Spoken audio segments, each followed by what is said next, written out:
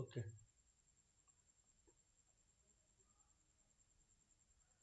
नमः श्रीयतिराजाय विवेकानन्दसूरये सच्चित्सुखस्वरूपाय स्वामिने तापहारिणे।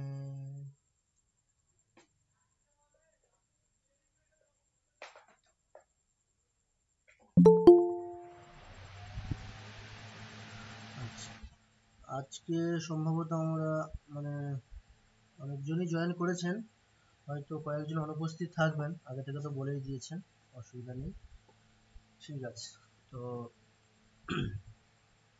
দেখুন আজকে আমরা যে বিষয়টা শিখবো সেটা হচ্ছে গত ক্লাসে বলা হয়েছিল আপনাদের ছন্দের উপরে আমাদের একটু ধারণা তৈরি করতে হবে ছন্দ বিষয়ের উপরে।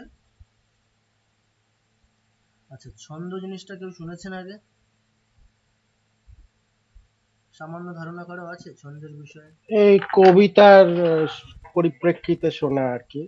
ঠিক। আর তাছাড়া ওই অন্য ভাষাতে ইংরেজিতে ওই বিভিন্ন রকম মিটার আছে রাইমিং এর, তো সেটার আয়াম্বিক পেন্টামিটার আমি একটা বললাম আর কি, অনেক আগে হ্যাঁ, স্কুলে ওটাই শিখেছি। আর কি, মিটার ছন্দ একই। হ্যাঁ হ্যাঁ, তো আসলে তাহলে এটার প্রয়োজন কোথায়? এটার প্রয়োজন হচ্ছে আমাদের পদ্য কাব্যের রচনাতে। গদ্য কাব্যের ক্ষেত্রে আমাদের তো আর ছন্দ লাগে না, পদ্য কাব্যের রচনার ক্ষেত্রে ছন্দ অত্যন্ত গুরুত্বপূর্ণ একটা বিষয়। তো এখন প্রশ্ন হতে পারে আপনাদের যে আমরা ছন্দটা কেন শিখবো? আচ্ছা, আমরা কি শিখছি? চ্যান্টিং শিখছি। তাহলে মূলত আমরা কি পড়ছি? শ্লোকই পড়ছি।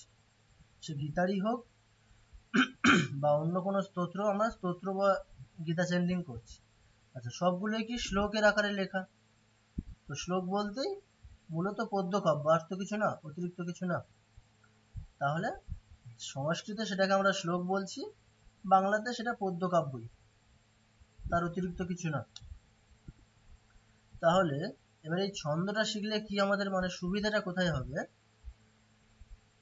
যেমন বাংলাতে হোক ইংরেজিতে হোক, এক একটা কবিতা এক একটা নির্দিষ্ট ছন্দে লেখা যেতে পারে। একটা নির্দিষ্ট ছন্দে লেখা কবিতার পঠন শৈলীটা একই রকমই হয়, তাই না? একটা নির্দিষ্ট ছন্দের লেখা কবিতা, তার পড়ার ধরনটা, পড়ার সুর, শৈলী, লয় সবকিছু একই রকমই হয়। তাহলে আমরা যদি একটা পার্টিকুলার ছন্দের অ্যাটলিস্ট একটা শ্লোক, প্রসিদ্ধ আমরা কয়েকটা ছন্দ যেগুলো আছে, সেই সমস্ত ছন্দগুলো যদি আমরা একটা করে শ্লোক, আমরা যদি খুব একটা করে শ্লোক পড়ার যে শৈলী, যে সুর, যে লয়, সেটা যদি আমরা ধরতে পারি, তাহলে আমরা কি করতে পারবো? সেই পার্টিকুলার ছন্দে লেখা সংস্কৃত বাংময়ে যত স্তোত্র হোক, যে কোনো শ্লোক হোক, আমরা নিজেরাই সেটার অনুকরণ করে পড়তে পারবো, তাই না? বিষয়টা বোঝা গেল?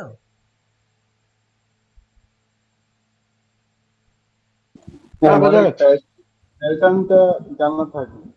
হ্যাঁ, একটা নির্দিষ্ট, বাংলাতেও তাই, আমরা একটা নির্দিষ্ট ছন্দের, ইংরেজিতে একই রকম একটা নির্দিষ্ট ছন্দের কবিতার পড়ার ধরন একই হয়, ওই পার্টিকুলার ছন্দে যত কবিতা আছে সেগুলো একই রকম শৈলীতে একই রকম সুরেই পড়া হয়। তো সেক্ষেত্রে আমাদের সংস্কৃতেও তার ব্যতিক্রম নয়। ঠিক আছে, সংস্কৃত ঠিক একই রকম, একটা পার্টিকুলার ছন্দের সমস্ত শ্লোক আমরা একই রকম শৈলীতেই পড়বো, একই রকম সুরেই পড়বো। তাহলে আমাদের লক্ষ্য কি থাকবে? প্রসিদ্ধ সংস্কৃতে যে সকল প্রসিদ্ধ ছন্দ আছে, সেই প্রসিদ্ধ ছন্দগুলোর একটা করে স্যাম্পেল শ্লোক। অবশ্যই আমরা ছন্দের বিষয়ে জানবো, সংস্কৃত ছন্দ বলতে কি বোঝায়, ইংরেজিতে জিনিসটা আছে, বাংলাতেও আছে কম বেশি, কিন্তু এই জিনিসটার ডেপথ যদি জানতে হয়, সংস্কৃতে খুব সুন্দর জিনিসটাকে ডেপথ আলোচনা করা আছে এই বিষয়ে। তো আমরা অতটা যাব না, আমরা খুব উপরে উপরে জিনিসটা জানবো একটু, যাতে সংস্কৃত ছন্দের একটু ধারণা আমাদের হয়। তো যাই হোক, তাহলে পার্টিকুলার ছন্দের সেই পার্টিকুলার ছন্দের আমরা একটা করে শ্লোক খুব ভালোভাবে শিখব, কেমন? তাহলে একটা করে শ্লোক যদি আমরা শিখতে পারি, সেই পার্টিকুলার ছন্দের অন্যান্য যত স্তোত্র আছে, আমরা অনায়াসেই পড়তে পারবো যদি আমরা ওই একটা উদাহরণ শ্লোক যদি আমরা একটা খুব সুন্দরভাবে শিখতে পারি, তাহলে সেটাকে অনুকরণ করে করে আমরা নিজেরাই নতুন নতুন স্তোত্র নিজেরাই পড়তে পারবো, তখন খুব সুন্দরভাবে পড়তে পারবো। ঠিক আছে, তো এই হচ্ছে আমাদের ছন্দ শেখার উদ্দেশ্য। বোঝা গেছে? কারো কোনো মানে ডাউট আছে এই বিষয়ে? বোঝা স্যার গেছে। স্যার কোন স্ক্রিপ্টটা বা স্তোত্রটা কোন ছন্দে সেটা কি বোঝার কোনো উপায় হ্যাঁ, আছে? সেটা আমরা এই তো ছন্দের বিষয়ে পড়তে পড়তে জানবো তো। ঠিক আছে, ওটা আচ্ছা কেমন ভাবে আচ্ছা আমরা ছন্দ আমরা নির্ণয় করব, ঠিক আছে, কোনটা কোন ছন্দ, ঠিক আছে, ওটা আমরা ওকে এবারে জানবো আস্তে আস্তে। ঠিক আছে।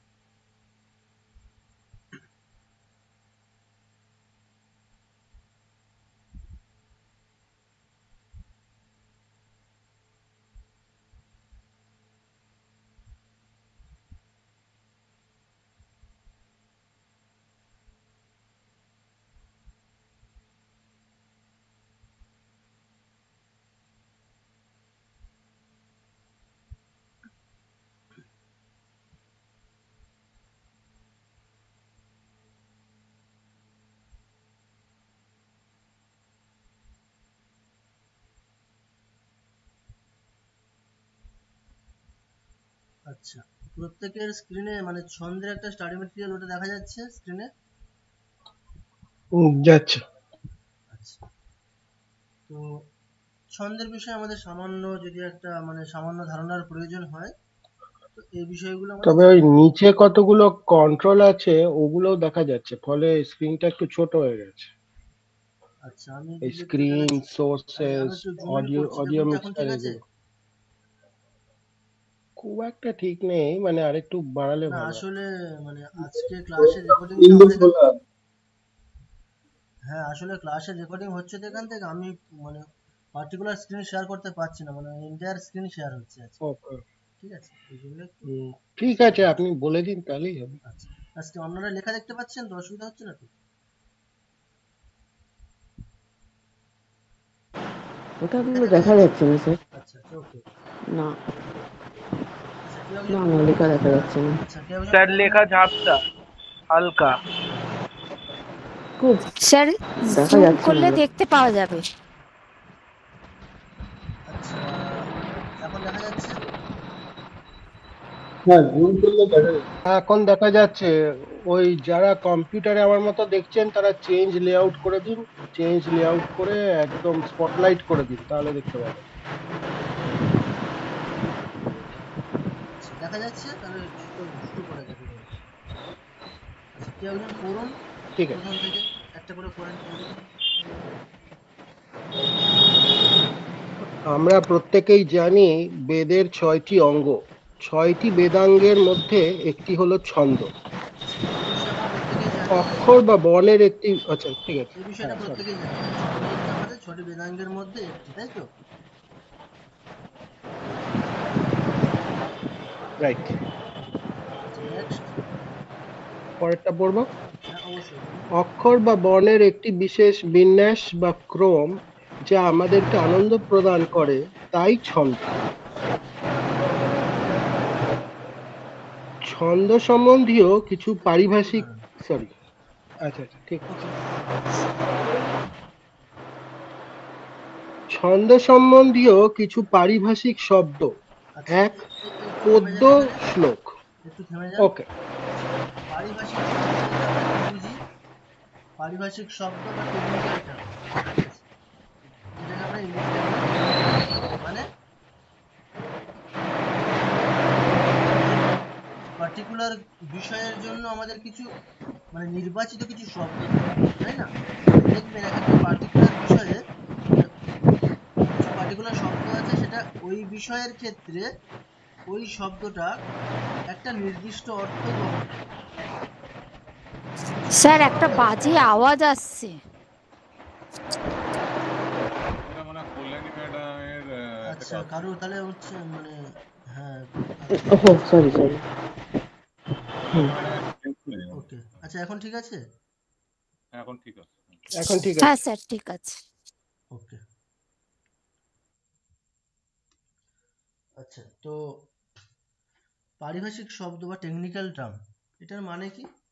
দেখবেন কিছু কিছু পার্টিকুলার বিষয়ের ক্ষেত্রে মানে যেটা বলতে গেলে হয় আর কি, একেবারে নিজের সম্পত্তি, মানে শব্দ কিছু কিছু মানে কারো সম্পত্তি হতে পারে। তাহলে কিছু কিছু পার্টিকুলার বিষয়ের কিছু কিছু পার্টিকুলার শব্দ তার সম্পত্তি হতে পারে। কিভাবে?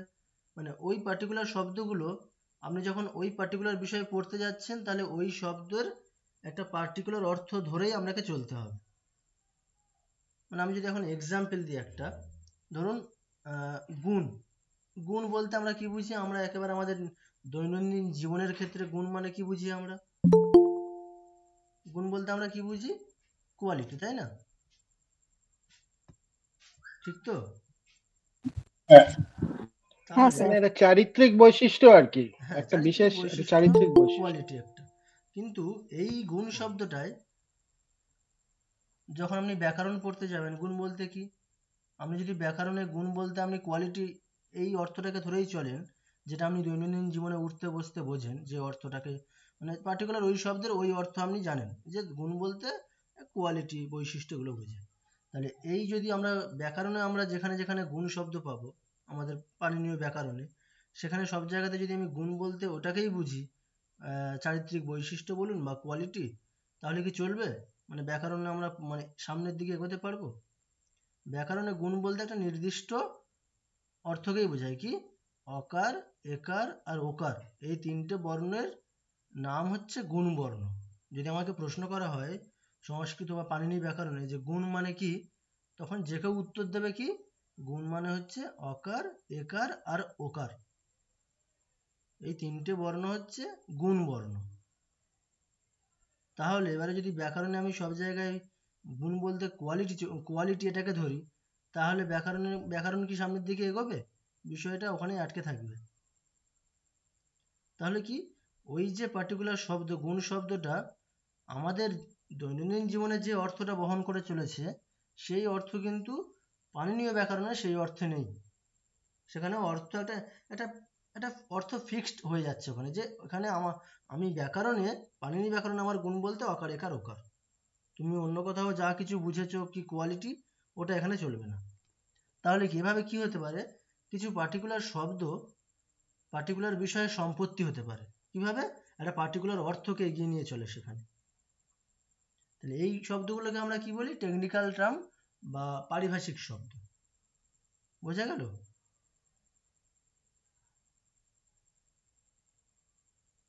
এটা প্রত্যেক বিষয়ের ক্ষেত্রেই আছে, আপনি যে কোনো স্ট্রিমে যান, প্রত্যেক স্ট্রিমে পার্টিকুলার কিছু কিছু শব্দ আছে, যে শব্দের ওই বিষয়ের ক্ষেত্রে ওটাই অর্থ। হয়তো অন্য কোনো বিষয়ে গেলে সেই শব্দের অর্থ পাল্টে যাবে, অন্য অর্থে মানে ওই শব্দের অন্য অর্থ আপনাকে ধরতে হবে তখন।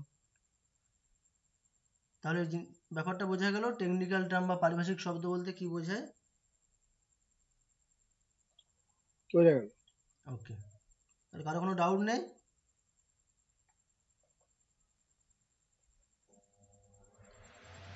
এবারে ছন্দের ক্ষেত্রেও একই রকম, যেমন ব্যাকরণের ক্ষেত্রে তার নিজস্ব কিছু কিছু শব্দ আছে, গুণ, বৃদ্ধি ইত্যাদি, এগুলো তাদের পারিভাষিক শব্দ। একই রকম ভাবে ছন্দের ক্ষেত্রেও কিছু পার্টিকুলার পারিভাষিক শব্দ আছে। ঠিক আছে? তো সেই এবারে আমাদের তাহলে কি জানতে হবে, যে কোনো বিষয় আপনি যদি সংস্কৃত ব্যাকরণ পড়তে যান, তাহলে আপনাকে কি গুণ শব্দের কি অর্থ সেটা জানতে হবে। তবেই আপনি ব্যাকরণে যেখানে যেখানে গুণ শব্দ পাবেন সেখানে আপনি কি বুঝবেন, যে গুণ বলতে আমি এখানে গুণ বলতে অকার, একার, ওকার। আপনি যদি এটাই না জানেন যে ব্যাকরণে গুণ বলতে অকার, একার, ওকারকে বোঝায়, তাহলে আপনি ব্যাকরণে কি যেখানে যেখানে গুণ শব্দ পাবেন সেখানে সেখানে কি ধরবেন, আপনি যেটা আগে থেকে জানেন কি কোয়ালিটি, এই অর্থটাকে এগিয়ে নিয়ে চলবেন। তাহলে সেটা তো করলে তাহলে ব্যাকরণ জিনিসটা পড়া ভুল হয়ে যাবে, ঠিক হবে না। তাহলে পার্টিকুলার বিষয় পড়তে গেলে সেই পার্টিকুলার বিষয়ের পারিভাষিক শব্দগুলো আমাদেরকে জানতে হয়, তাই না? পারিভাষিক শব্দ যতক্ষণ না আমরা জানতে পারছি কোনো পার্টিকুলার বিষয়ের, তাহলে সেই বিষয়ের পড়াশোনা করাটা ঠিকঠাক কোনোদিনই হবে না, কারণ সামনের দিকে এগোতেই পারবেন না আপনি। যখনই পারিভাষিক শব্দ আসবে ওই পার্টিকুলার বিষয়টা পড়তে গেলে, সেখানেই আপনাকে থেমে যেতে হবে। তাহলে যে কোনো বিষয় পড়তে গেলে সেই সেই বিষয়ের পারিভাষিক শব্দগুলো আমাদেরকে অবশ্যই জানতে হবে, কেমন? সেরকমই ছন্দের ক্ষেত্রেও কিছু পারিভাষিক শব্দ আছে। ওকে, ক্লিয়ার? হ্যাঁ স্যার। ঠিক আছে। আচ্ছা এবারে, আচ্ছা পার্থবাবু দুটো দুটো লাইন পড়লেন, এবারে অন্য কেউ পড়ুন।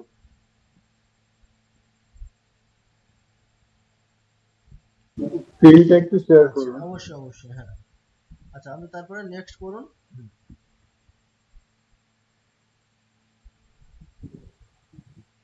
পদ্য বা শ্লোক। ছন্দবদ্ধ কাব্য হলো শ্লোক বা পদ্য। আচ্ছা এটা প্রত্যেকে বুঝতেই পারছেন যে একটা প্রথম পারিভাষিক শব্দ কি, পদ্য বা শ্লোক। এটা আমরা প্রত্যেকে পরিচিত। পদ্য বা শ্লোক বলতে কি, একটা ছন্দবদ্ধ নির্দিষ্ট ছন্দে রচিত হলে সেটাকে আমরা শ্লোক বা পদ্য বলি। একটা গদ্য ভাগ বা একটা বাক্য বা একটা বাক্যাংশ যাই হোক, সেটা যদি একটা নির্দিষ্ট ছন্দে রচনা করা হয় তখন আমরা সেটাকে কি বলি, পদ্য বা শ্লোক। আচ্ছা নেক্সট। পাদ। প্রত্যেকটি পদ্য বা শ্লোককে 4টি অংশে বিভক্ত করা যায়। এক একটি অংশকে পাদও বলা হয়। আচ্ছা এটাকে আমরা কি বলবো, পাদ নয় পাদ, ঠিক আছে, উচ্চারণ এরকমই করবো। আচ্ছা এটা আপনাদেরকে গীতা পড়ানোর সময় বলা হয়েছে, যে কোনো শ্লোকে আমরা 4টি অংশে ভাগ করতে পারি। সেটা কিভাবে, ওই অক্ষর সংখ্যা কাউন্ট করে, অক্ষর সংখ্যাকে 4 দিয়ে ভাগ করতে হবে।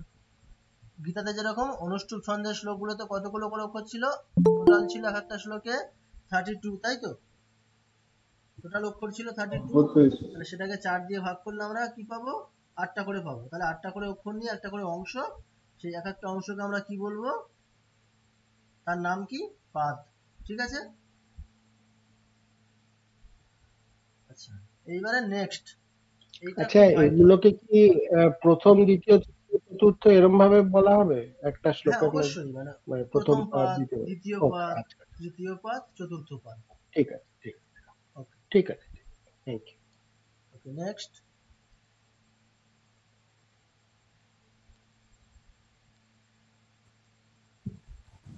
অক্ষর বা বর্ণ।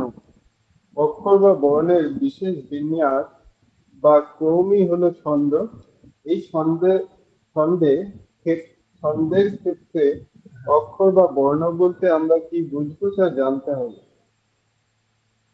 আচ্ছা এটা দেখুন, এই যে ছন্দ ছন্দ বারবার করছি, এই ছন্দটা আসলে কি, একটা নির্দিষ্ট ক্রম, মানে একটা এলোমেলো ভাবে জিনিসটা নয়, একটা নির্দিষ্ট ক্রমে সাজালে সেটাই ছন্দ। এবার সেই নির্দিষ্ট ভাবে সাজাবো, কাকে সাজাবো, আমি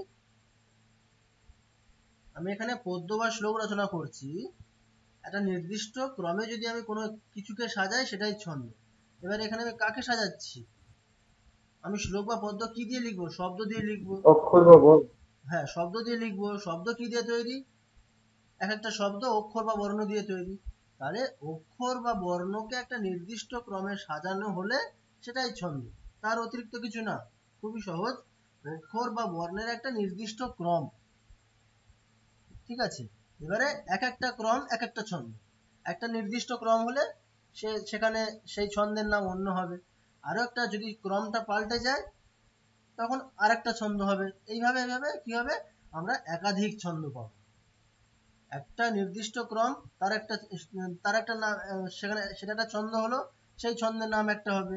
আর একটা নির্দিষ্ট ক্রম পাবো, তার নাম আলাদা হবে, সেটা আর একটা অন্য ছন্দ হবে। তো এইভাবে হচ্ছে অক্ষর বা বর্ণের হচ্ছে একটা নির্দিষ্ট ক্রম বা বিন্যাস, সেটাই হচ্ছে ছন্দ।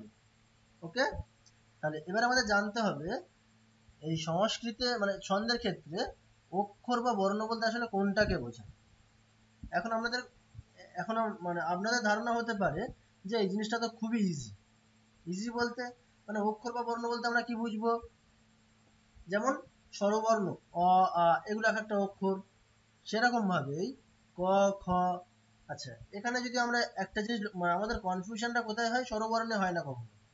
স্বরবর্ণের ক্ষেত্রে আমাদের কোনো কনফিউশন নেই।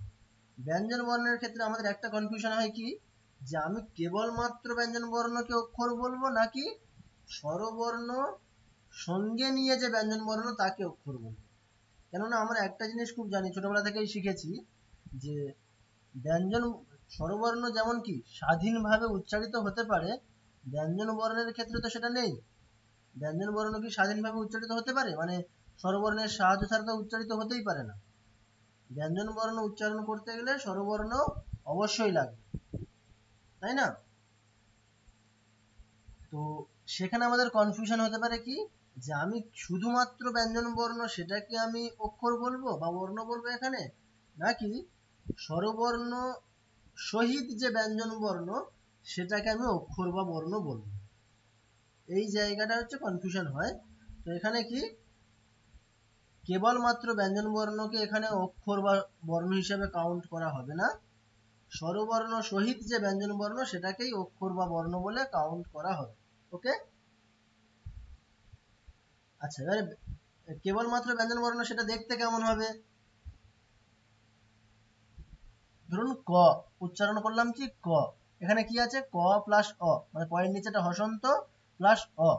এখানে আমার প্রশ্ন হবে আমি এখানে দুটো অক্ষর ধরবো, ক একটা অক্ষর, তার সাথে যে অকারটা আছে স্বরবর্ণ সেটাকে একটা অক্ষর, তাহলে কটা অক্ষর হবে? দুটো অক্ষর। আর যদি আমি স্বরবর্ণ সহিত ক হসন্ত মানে ক যেটা উচ্চারণ করলাম এইটাকে যদি আমি একটা অক্ষর হিসাবে নিই তাহলে কটা অক্ষর হবে? একটাই অক্ষর। এই হচ্ছে কনফিউশনের জায়গা। তো আমাদের সর্বদা এখানে মনে রাখতে হবে যে কেবলমাত্র যে স্বরবর্ণ সে তো মানে মোট কথা স্বাধীনভাবে উচ্চারিত হতে হবে। কেবলমাত্র ব্যঞ্জন বর্ণ কিন্তু স্বাধীনভাবে উচ্চারিত হতে পারে না, তাই সেটা অক্ষর বা বর্ণ হিসাবে কাউন্ট হবে না। স্বরবর্ণ সহিত যে ব্যঞ্জন সেটাকেই আমরা এখানে একটা অক্ষর বা একটা বর্ণ বলে কাউন্ট করব। আর কেবলমাত্র যে স্বরবর্ণ সেখানে তো কনফিউশন নেই, সেটা তো স্বাধীনভাবে উচ্চারিত হতেই পারে। তাহলে স্বরবর্ণ হচ্ছে একটা অক্ষর বা একটা বর্ণ বলে অবশ্যই বিবেচিত হবে। ব্যঞ্জন বর্ণের ক্ষেত্রে হচ্ছে কেবল ব্যঞ্জন বর্ণ না, স্বরবর্ণ সহিত যে ব্যঞ্জন বর্ণ সেটাকেই আমরা একটা অক্ষর বা একটা বর্ণ হিসাবে কাউন্ট করব। ওকে, এবার এখানে লেখা আছে, পড়বেন। এই বিষয়টা ক্লিয়ার? হ্যাঁ স্যার। হ্যাঁ এই বিষয়টা ক্লিয়ার। ওকে, আচ্ছা এবারে পড়ুন, স্মৃতিবাবু পড়ছিলেন, পড়ুন। এখানে কেবল স্বরবর্ণ একটি অক্ষর বা বর্ণ বলে বিবেচিত হবে, যেমন অ, আ, হ্রস্বই, দীর্ঘই ইত্যাদি কেবল স্বরবর্ণগুলো এক একটি বর্ণ বলে বিবেচিত হবে। স্বরবর্ণ সহিত ব্যঞ্জন বর্ণ ও একটি বর্ণ বলে বিবেচিত হবে, যেমন ক, ক প্লাস ক হসন্ত প্লাস অ, কা, ক প্লাস আ, আচ্ছা এখানেও ঠিক আছে, হসন্ত হবে, কেমন এখানে একটু ভুল আছে, হসন্ত হবে এটা। ক্ষীয়, তারপরে ক্ষীয় হসন্ত প্লাস অ, ক্ষীয় আকাশ, ক্ষীয় হসন্ত প্লাস আ ইত্যাদি এক একটি অক্ষর বা বর্ণ বলে বিবেচিত হবে। আচ্ছা এই এই জিনিসটা ক্লিয়ার, অক্ষর বা এখানেই বর্ণ সমস্যা আমাদের হয়। ঠিক আছে, স্বরবর্ণ সহিত ব্যঞ্জন বর্ণকেই আমরা একটা অক্ষর বা একটা বর্ণ বলবো। ঠিক আছে, সেটা যুক্তাক্ষর হতে পারে বা যুক্তাক্ষর নাও হতে পারে, যুক্তাক্ষরই হোক আর যুক্তাক্ষর নাই হোক, কেবলমাত্র ব্যঞ্জন বর্ণ না, স্বরবর্ণ সহিত ব্যঞ্জন বর্ণই হচ্ছে একটা অক্ষর বা একটা বর্ণ হিসাবে এখানে কাউন্ট হবে। ওকে, আচ্ছা নেক্সট। ঠিক আছে। এই অক্ষর বা বর্ণ দুই প্রকারের হয়ে থাকে, লঘু অক্ষর এবং গুরু অক্ষর। নেক্সট। লঘু অক্ষর কেবল হ্রস্ব স্বরবর্ণ লঘু অক্ষর বলে বিবেচিত হবে, যেমন অ, হ্রস্বই, হ্রস্ব, ঋ এগুলি লঘু অক্ষর। হ্রস্ব স্বরবর্ণ যুক্ত হ্যাঁ বলুন বলুন। হ্রস্ব স্বরবর্ণ যুক্ত ব্যঞ্জন বর্ণ ও লঘু অক্ষর বলে বিবেচিত হবে, যেমন ক, কি, কু, ক্রি, ছি, ফু, ফি ইত্যাদি লঘু অক্ষর বলে বিবেচিত হবে। আচ্ছা ঠিক আছে, তাহলে লঘু অক্ষর মানে কি আসলে? হ্রস্ব, হ্রস্ব হলেই সেটা লঘু। তাহলে অক্ষর হচ্ছে দুই প্রকার, একটা লঘু অক্ষর একটা গুরু অক্ষর। যেটার হ্রস্ব হবে সেটা হচ্ছে লঘু অক্ষর। সেটার হ্রস্ব, এবারে হ্রস্ব কি দুভাবে হতে পারে, একটা কেবলমাত্র স্বরবর্ণ হ্রস্ব হতে পারে, যেমন অ, ই, উ, ঋ ইত্যাদি। আর ব্যঞ্জন হ্রস্ব স্বরবর্ণ যুক্ত যে ব্যঞ্জন বর্ণ সেটা তাহলে কি সেখানে হ্রস্বই আছে, তাহলে সেটাও কি হবে? লঘু অক্ষর বলেই আমরা ধরবো সেটাকে। নেক্সট। গুরু অক্ষর কেবল দীর্ঘ স্বরবর্ণ গুরু অক্ষর বলে বিবেচিত হবে, যেমন আ, দীর্ঘই, দীর্ঘ, দীর্ঘ রিকার, এ, ওই, ও, এগুলো গুরু অক্ষর। আচ্ছা নেক্সট পড়ুন। দীর্ঘ স্বরবর্ণযুক্ত ব্যঞ্জনবর্ণ গুরু অক্ষর দীর্ঘ স্বরবর্ণযুক্ত ব্যঞ্জনবর্ণ গুরু অক্ষর বলে বিবেচিত হবে, যেমন কা, কি, কু, কে, কো, কই, কৌ, আ, কি ইত্যাদি গুরু অক্ষর বলে বিবেচিত হবে। আচ্ছা এই পর্যন্ত ক্লিয়ার প্রত্যেকের? এই পর্যন্ত যদি কারো প্রশ্ন থাকে বলবেন। হ্যাঁ স্যার ঠিক আছে। আচ্ছা আচ্ছা তাহলে আমরা সামনের দিকে এগোচ্ছি। আচ্ছা এবার অন্য কেউ একজন পড়ুন।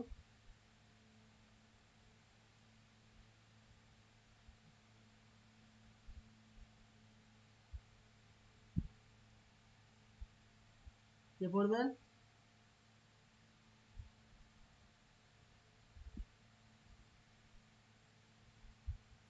আমি পড়ছি। আচ্ছা এটা স্ক্রিন। ওকে।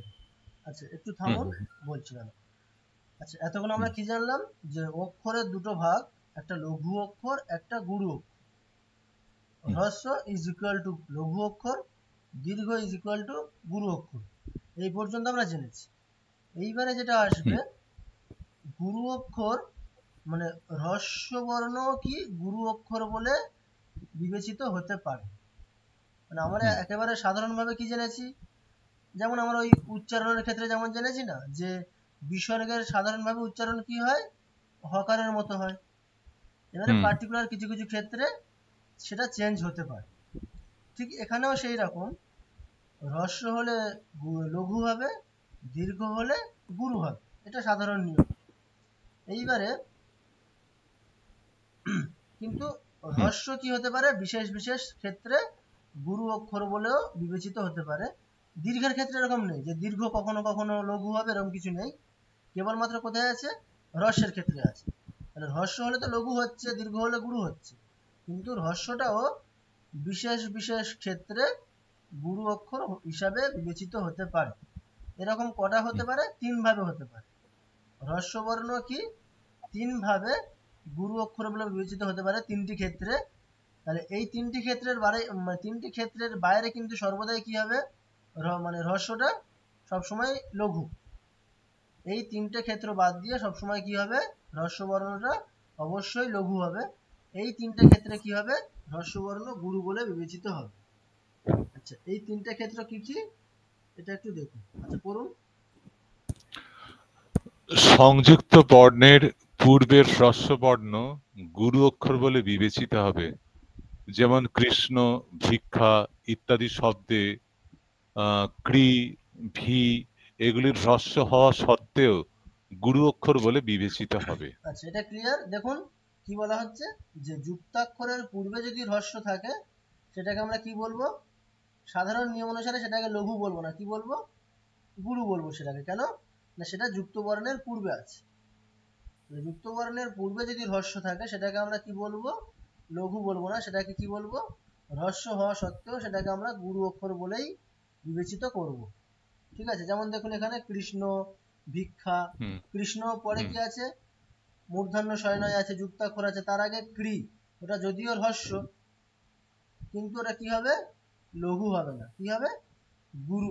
গুরু কেন না, যেহেতু যুক্তাক্ষরের পূর্বে আছে। একই রকম ভাবে ভিক্ষা, এখানেও তাই, ক্ষীয়কার আছে, যুক্তাক্ষর আছে, তার আগে ভি, যদিও ওটা হ্রস্ব তা সত্ত্বেও কি হবে, যেহেতু যুক্তাক্ষরের আগে আছে তাই জন্য লঘু না হয়ে গুরুই হবে। ওকে। আচ্ছা নেক্সট।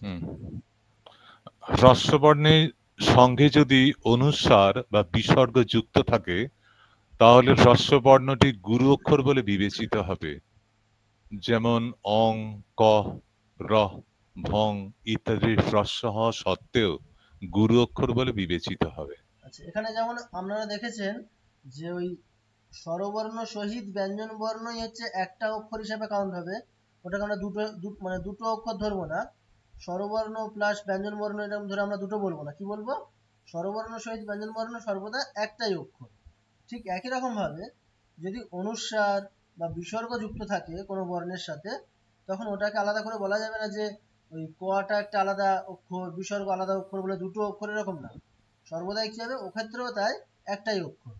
মানে অনুস্বার সহিত বর্ণ হলে সেটা একটাই অক্ষর, বিসর্গের সঙ্গে যদি কোনো বর্ণ থাকে ওটাও মিলিয়ে কি হবে, একটাই অক্ষর। ঠিক আছে, তাহলে এখানে যেমন কি বলা হচ্ছে, হ্রস্ব বর্ণের সঙ্গে যদি অনুস্বার বা বিসর্গ থাকে তাহলে কি হবে, সেটা লঘু না হয়ে কি হবে, গুরু হবে। আচ্ছা, এবারে যদি আপনাদেরকে জিজ্ঞাসা করা হয়, ধরুন কোনো দীর্ঘ বর্ণের সাথে বিসর্গ বা অনুস্বার যুক্ত আছে, তাহলে সেটাকে আমরা কি বলবো, লঘু না গুরু? গুরু হবে। হ্যাঁ, সেটাকে আমরা গুরুই বলবো। না, ওক্ষেত্রে হ্যাঁ। কোনো ব্যতিক্রম কিছু বলা হচ্ছে না। ব্যতিক্রম হুম, কোথায়, হ্রস্বের ক্ষেত্রে ব্যতিক্রম বলা হচ্ছে। হুম। আচ্ছা, ওকে, নেক্সট। হ্যাঁ, কোনো কোনো পাদের শেষে থাকা হ্রস্ববর্ণ গুরু অক্ষর বলে বিবেচিত হতে পারে, আবার হ্রস্ববর্ণ হওয়ার সাধারণ নিয়ম অনুসারে লঘু বলেও বিবেচিত হতে পারে। আচ্ছা, এই জিনিসটা আপনাদের একটু কনফিউশন হতে পারে এই ব্যাপারে, যে এটাকে মানে হ্রস্ববর্ণ সেটাকে আমরা গুরুও বলবো আবার লঘু বলবো। তাহলে স্বাভাবিকভাবে প্রশ্ন হবে যে কখন বলবো, কখন আমি লাস্ট মানে পাদের শেষে থাকা হ্রস্ববর্ণকে কখন আমি গুরু বলবো আর কখনই বা লঘু বলবো, এরকম একটা কোশ্চেন হওয়াটা স্বাভাবিক একেবারে। তো এটা কখন বলবো আমি, না এটা বলবো, এটা আপনারা এখন বুঝতে পারবেন না। এটা আসলে কি হবে, ওই ছন্দের ডিমান্ড অনুসারে হবে, ছন্দের যেরকম চাহিদা সেই অনুসারে এটা হবে।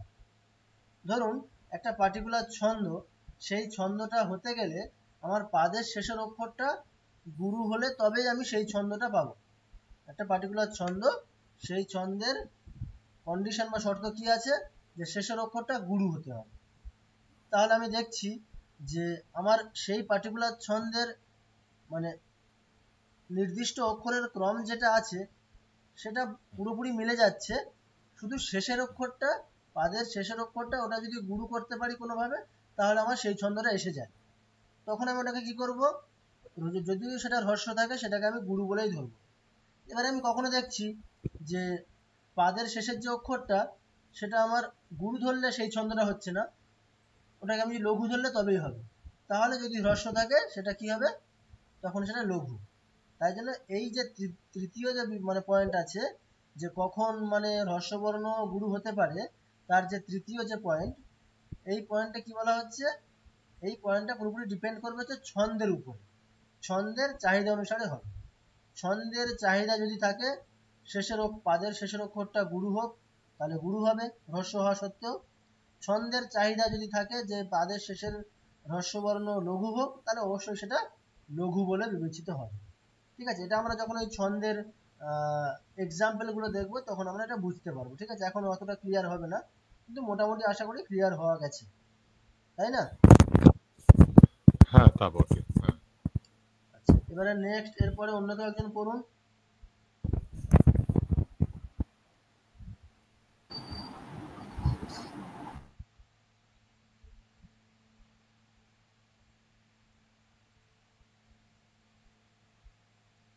কে পড়বেন? স্যার, স্যার পড়বো? হ্যাঁ হ্যাঁ, পড়ুন। স্ক্রিনটা দেবেন। হ্যাঁ, জ্যোতি, জ্যোতি অর্থাৎ বিরাম বা ছেদ। শ্লোক পড়ার সময় কোথায় বিরাম নেওয়া হবে তাই জ্যোতি। সাধারণত পাদের শেষে জ্যোতি বা বিরাম নেওয়া হয়ে থাকে। বড় ছন্দের ক্ষেত্রে একটি পাদে বেশি অক্ষর থাকলে পাদের শেষে তো বিরাম হবেই, পাদের মধ্যেও বিরাম হয়ে থাকে। আচ্ছা, এই জিনিসটা, আচ্ছা জ্যোতি মানে আমরা জানি ছেদ বা বিরাম মানে আমরা কোথায় থামবো। তাহলে শ্লোক পড়ার সময় আমরা একেবারে সাধারণ নিয়ম কি, এক একটা পাদের শেষে আমরা থামি। যেমন আমি এই গীতার শ্লোকগুলো যখন আমরা শিখেছি তখন দেখেছি আমরা এক একটা পাদের শেষে গিয়ে থামছি, তাই না?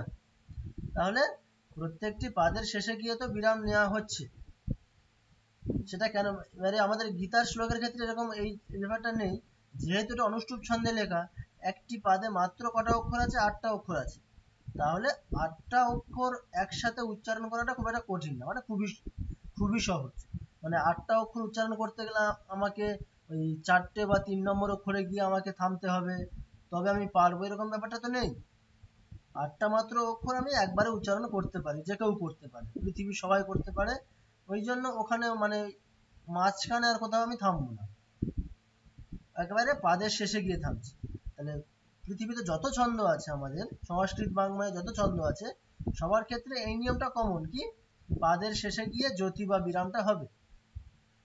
কিন্তু একটা পাদের মধ্যেও আমরা থামতে পারি, পারি মানে থামতে হবে। কেন? ধরুন গীতার এক একটি পাদে মানে যে আমরা শ্লোকগুলো পড়েছি, একটি করে পাদে কতগুলো অক্ষর আছে? 8টা করে অক্ষর। অক্ষর সংখ্যাটা খুবই কম, তাই জন্য আমাদের পাদের শেষে গিয়ে থামছি, কোনো অসুবিধা নেই। কল্পনা করুন যে একটি পাদে অক্ষর সংখ্যা 8-এর ডবল হয়ে গেছে, 16টা হয়ে গেছে, তখন আমি কি করব? তখন তো সবার পক্ষে 16টা অক্ষর একবারে উচ্চারণ করা সম্ভব না, সবাই তো পারবে না। তাহলে সেক্ষেত্রে আমরা কি করব? ওই একটা পাদের মধ্যেই একটা পাদে যদি অক্ষর সংখ্যাটা বেশি হয়ে যায়, তখন পাদের শেষে তো বিরাম বা জ্যোতি হবেই, ওটা সাধারণ নিয়মে হবেই ওটা। কিন্তু যদি অক্ষর সংখ্যাটা বেশি হয়ে থাকে এক একটি পাদে, যেমন 8-এর ডবল যদি 16 হয়ে যায়, তখন আমরা কি করব? মাঝখানেও আমরা কোথাও থামবো। সেটা একবার হতে পারে, দুবার হতে পারে। যদি কল্পনা করুন যে ওই এক একটি পাদে অক্ষর সংখ্যাটা 25 হয়ে গেছে, তখন আমাকে কি করতে হবে? 25টা অক্ষর তো একবারে হবে না, দুবারেও হবে না। আমাকে হয়তো মানে একটি পাদেই মাঝখানে দুবার থামতে হলো, পাদের শেষে তো থামছি, ওইটাকে ধরে আর হয়তো মাঝখানে দুবার থামতে হলো, মানে একটি পাদে পাদে আমি হয়তো 3বার বা 4বার থামছি। তাহলে বড় বড় ছন্দের ক্ষেত্রে কি হবে? মানে একটি পাদে যেখানে অক্ষর সংখ্যাটা বেশি, সেখানে একটি পাদে জ্যোতি বা বিরামটা একাধিক হবে। আর যেখানে অক্ষর সংখ্যাটা কম একটি পাদে, সেখানে পাদের শেষে একটি মাত্র বিরাম হবে। যেমন আমাদের গীতার শ্লোকগুলোতে হয়েছে, একটি মাত্র বিরাম বা একটি মাত্র জ্যোতি। কিন্তু অক্ষর সংখ্যাটা বেশি হলে কি হবে? এই বিরাম বা জ্যোতি সংখ্যাটাও বাড়বে। ওকে, বোঝা গেছে? হ্যাঁ স্যার। এগুলো আমরা এক্সাম্পলে দেখবো, ঠিক আছে, অসুবিধা নেই। আচ্ছা, তারপরে অর্থাৎ দেখা যাচ্ছে যে একটি পাদে অক্ষর বা বর্ণের নির্দিষ্ট ক্রম অনুসারে নির্দিষ্ট ছন্দ হয়ে থাকে। অর্থাৎ লঘু অক্ষর এবং গুরু অক্ষর একটি নির্দিষ্ট ক্রমে সাজালে নির্দিষ্ট ছন্দ হয়ে থাকে। আচ্ছা, তো এই জিনিসটা কি? আচ্ছা, একটু আগেই বলা হলো, ছন্দ মানে কি? অক্ষর বা বর্ণের একটা নির্দিষ্ট ক্রম। ওকে, অক্ষর বা বর্ণের নির্দিষ্ট একটা ক্রম হচ্ছে অক্ষর বা ছন্দ। তো এবার এই ছন্দটা আসলে কি করে হবে? ছন্দটা এইভাবেই হবে, একটা করে পাদ ধরেই হবে। আমাকে দেখুন, আমরা এতদিনে এটুকু মানে গীতার শ্লোকগুলো পড়ে ক্লিয়ার হয়েছে যে একটা পাদে 8টা সংখ্যা, 8টা অক্ষর আছে, অক্ষর সংখ্যা হচ্ছে 8টি অনুষ্টুপ ছন্দের। তো একটি পাদে যেহেতু 8টা অক্ষর যে ক্রমে আছে, বাকি পাদগুলোতেও কি সেই একই ক্রমেই আছে। মানে আমি যদি একটা পাদের যে বৈশিষ্ট্য আছে, অক্ষরের যে বিন্যাস, তার যে বৈশিষ্ট্য, সেটা বাকি 3টি পাদেও সমানই থাকবে। তাহলে আমাদের একটা পার্টিকুলার ছন্দ কিভাবে হবে? বলে দেওয়া হবে যে একটি পাদে অক্ষরের এই নির্দিষ্ট ক্রম হলে এই ছন্দ। এবারে বাকি যে 4টে পাদ নিয়ে একটি শ্লোক, তার মানে কি বাকি পাদগুলোতেও সেই একই বৈশিষ্ট্য বহন করবে। বাকি যে পাদগুলো আছে সেখানেও অক্ষরের যে বিন্যাস বা ক্রম, সেটা একই রকমই থাকবে। এইবার এখানে প্রশ্ন, তাহলে অক্ষর বা বর্ণের নির্দিষ্ট ক্রম। এবার আমি অক্ষর বা বর্ণের নির্দিষ্ট ক্রম, আমরা কি জানলাম? অক্ষর দুই প্রকার, লঘু অক্ষর আর গুরু অক্ষর। তাহলে আসলে এই নির্দিষ্ট ক্রমটা কাকে নিয়ে হবে? লঘু অক্ষর আর গুরু অক্ষরকে নিয়েই হবে, আর কিছু নেই। আর কি কোনো অক্ষর আছে এর বাইরে লঘু আর গুরু ছাড়া? লঘু অক্ষর আর গুরু অক্ষরের বাইরে কিছু নেই। তাহলে এই লঘু কিছু নেই। অক্ষর এবং গুরু অক্ষর এই দুটোকেই নির্দিষ্ট ক্রমে সাজালে এক একটা নির্দিষ্ট ছন্দ হবে। ক্লিয়ার? হ্যাঁ স্যার। আচ্ছা, এইবার একটু দেখুন। আচ্ছা, এরপর একটা অন্য কেউ একজন পড়ুন।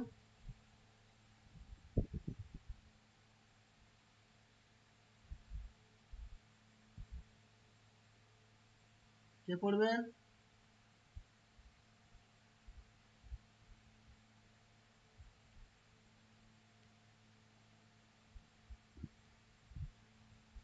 আর কেউ পড়বেন না?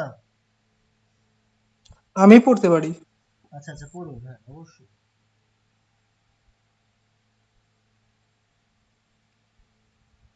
এক মিনিট দাঁড়ান, আমি স্ক্রিনটা আসলে জুম করে নেই। ওকে। গণ, যেহেতু লঘু এবং গুরু অক্ষর নির্দিষ্ট ক্রমে সাজালে নির্দিষ্ট ছন্দ হয়ে থাকে, তাই এই লঘু গুরু ক্রম নির্দিষ্ট করেই ছন্দের লক্ষণ বা বৈশিষ্ট্য বলতে হয়। ছন্দের লক্ষণ বা বৈশিষ্ট্য বলার সুবিধার্থে 3টি করে অক্ষর নিয়ে একটি করে গণ করা হয়েছে।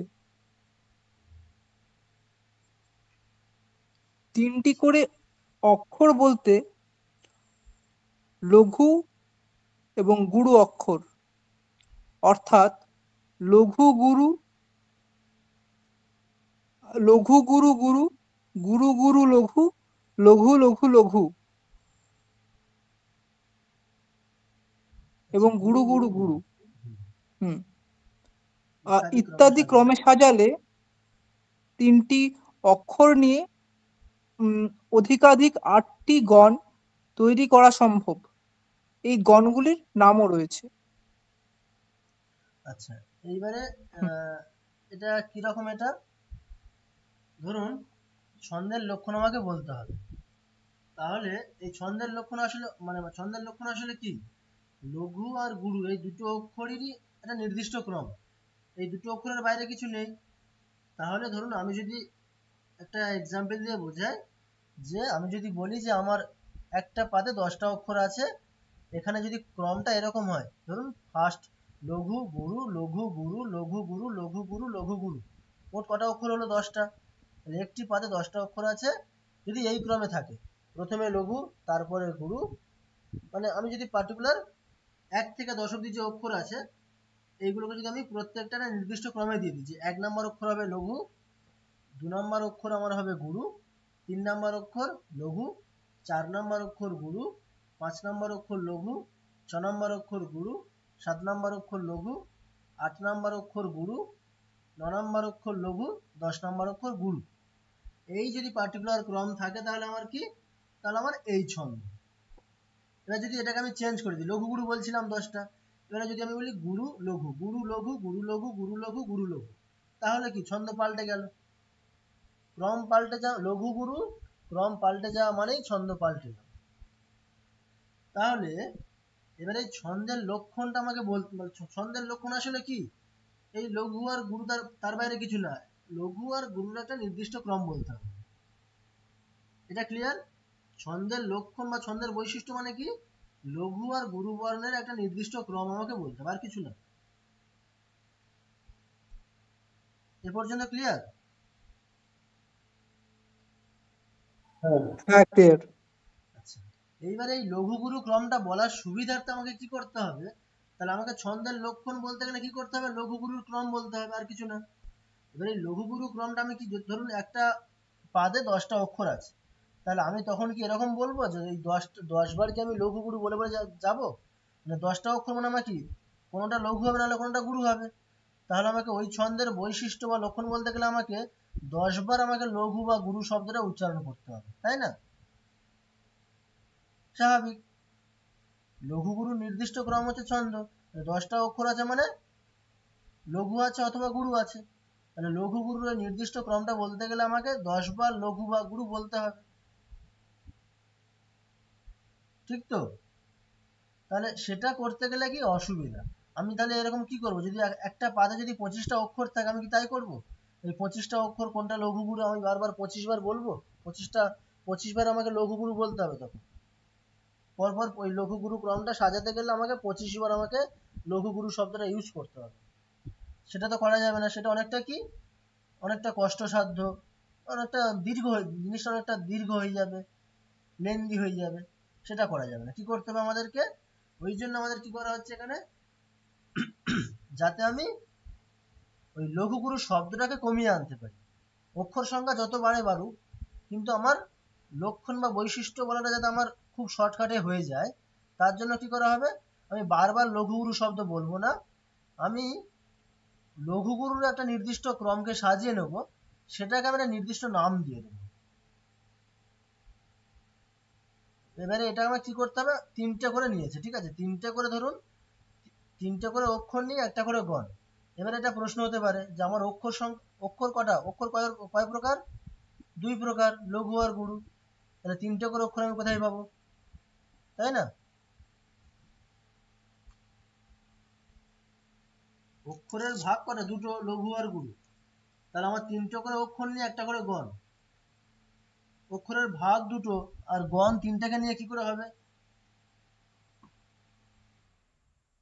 তাই না? প্রশ্ন হচ্ছে কি এরকম?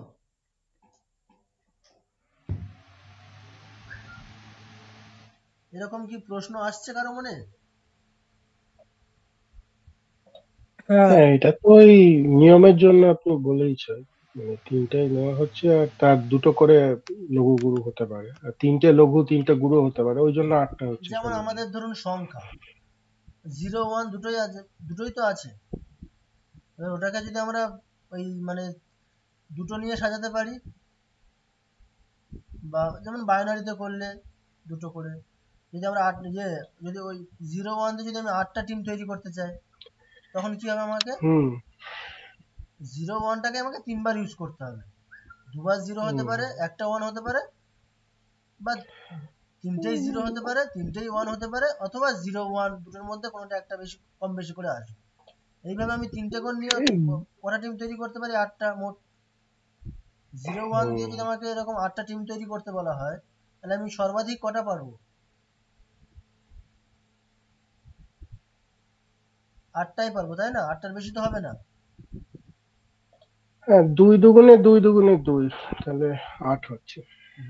ধরুন 0 0 0 একটা হলো, 0 0 1 সেকেন্ড, 0 1 0, তারপরে 1 0 0।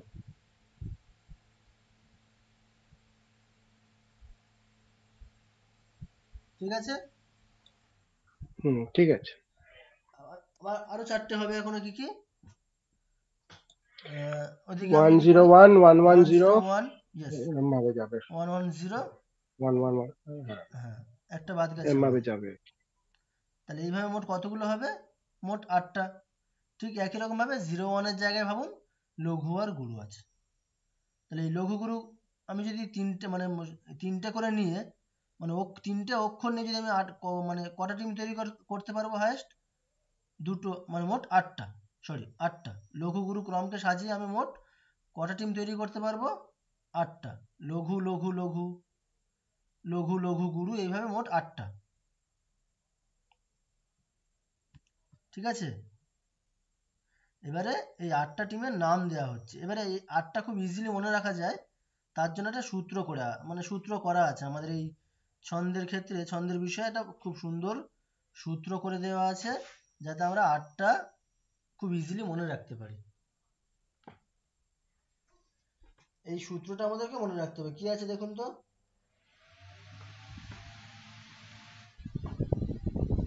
দেখুন নিচে দেওয়া আছে, মা তারা জ ভা না সলগম।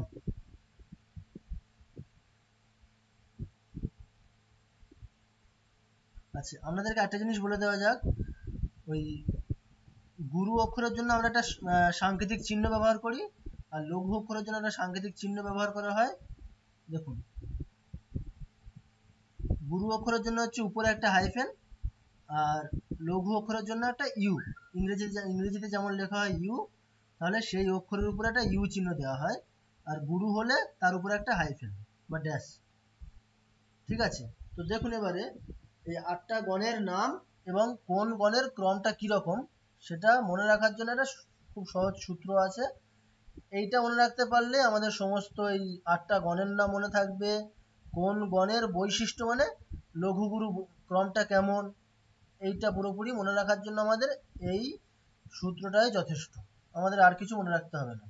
এই সূত্র মনে রাখলে, এই শব্দটা মনে রাখলে আমাদের ছন্দের আমরা ওই 8টা গণের নাম জানতে পারবো, তার সাথে সাথে কোন গণের কি বৈশিষ্ট্য, মানে 3টে করে অক্ষর তো, তাহলে 3টে অক্ষর নিয়ে একটি গণ, তাহলে সেই তিনটে অক্ষরের ক্রম কি আছে, লঘু গুরু ক্রমটা কি আছে সেটা আমরা মনে রাখতে পারবো, এইটা মনে রাখতে পারলে।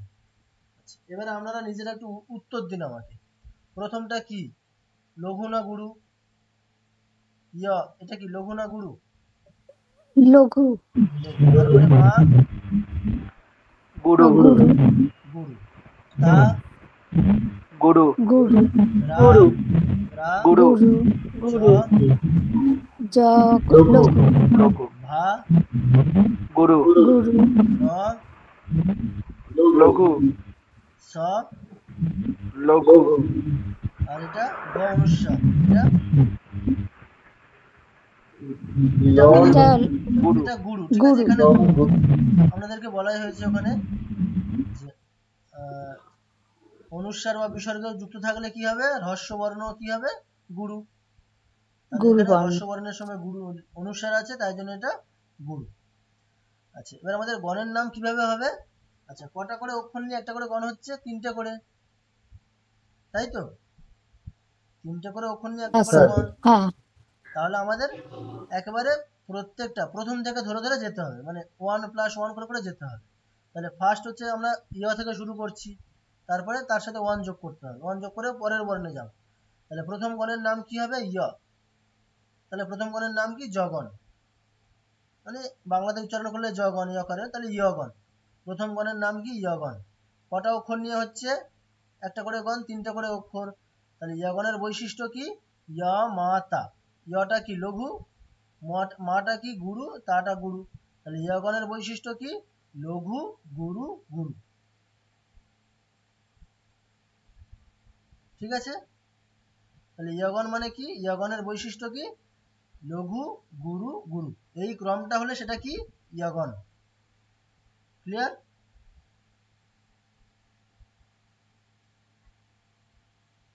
কোনো অসুবিধা হচ্ছে বুঝতে কারো?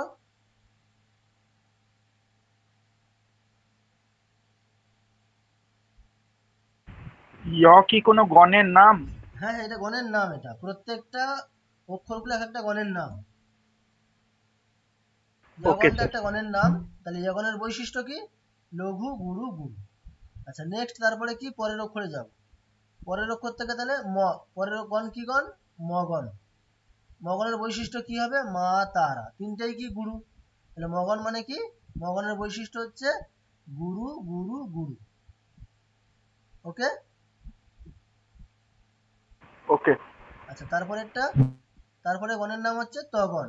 তগণের বৈশিষ্ট্য কি, তারাজ, মানে প্রথম দুটো হচ্ছে গুরু, তারপরেটা লঘু। তাহলে গুরু গুরু লঘু, এই নির্দিষ্ট ক্রম হলে সেটা কি গণ, তগণ। ওকে। আচ্ছা, নেক্সট রগণ।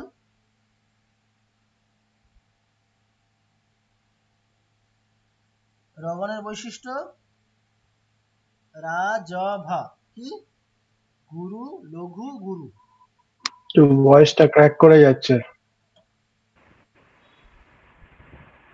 আচ্ছা, বাকিদের ক্ষেত্রে অসুবিধা হচ্ছে কারো? হ্যাঁ এবার স্যার, ঠিক আছে। আওয়াজ এবার ঠিক আছে। হ্যাঁ স্যার। আচ্ছা, এখন ঠিক আছে কি?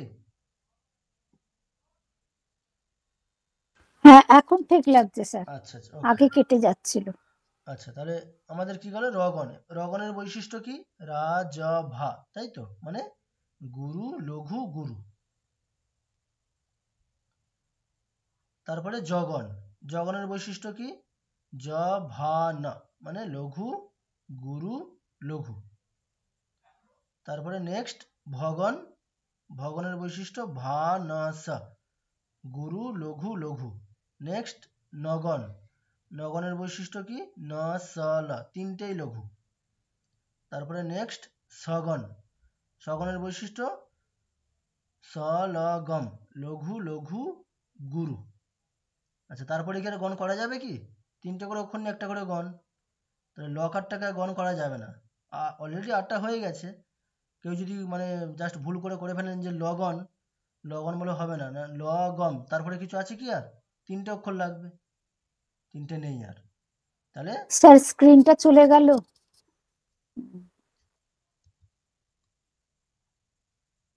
ও আচ্ছা, এখন কি এসছে? হ্যাঁ স্যার স্যার এসছে, এখন কিন্তু স্ক্রিন ভয়েসটা এসছে। মাঝে মাঝে কেটে যাচ্ছে, আবার চলে গেল।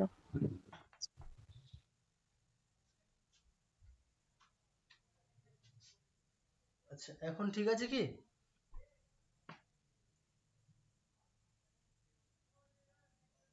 এখন ঠিক আছে ম্যাডাম?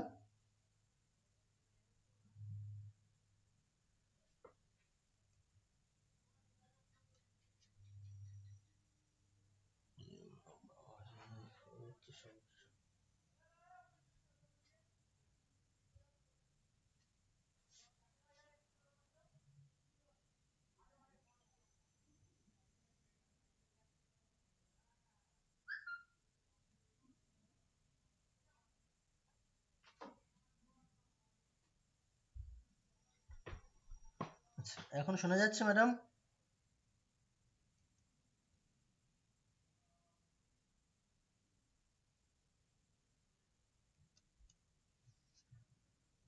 কেউ শুনতে পেলে বলবেন, আমি বুঝতে পারছি না। এই এখন শোনা গেল। আচ্ছা আচ্ছা এতক্ষণ শোনা যাচ্ছিল না স্যার কিছু, আচ্ছা স্ক্রিনও নয়। ওকে ওকে, স্ক্রিন ঠিক আছে এখন? হ্যাঁ স্যার। হ্যাঁ এখন আচ্ছা ওকে। আচ্ছা তাহলে আমাদের 8টা গণ হয়ে গেল। প্রথম থেকে দেখুন: যগন, মগন, তগন, রগন, জগন, ভগন, নগন এবং সগন। তাহলে দেখুন কত ইজি জিনিসটা 8টা গণের নাম মনে রাখার ক্ষেত্রে, এবং কোন গণের কি বৈশিষ্ট্য, মানে ওই অক্ষরের ক্রমটা কেমন, লঘু গুরু ক্রমটা কেমন, এটা মনে রাখার জন্য আমাদের শুধুমাত্র এই শব্দটা মনে রাখলেই হবে: ইয়মা তারা জভান শলগম। তাহলে আপনাদের কাজ কিন্তু এটা পুরোপুরি মুখস্থ করে নেওয়া, এই শব্দটা ইয়মা তারা জভান শলগম। আশা করি প্রত্যেকের এই জিনিসটা মুখস্থ হয়ে গেছে এখন এই পর্যন্ত।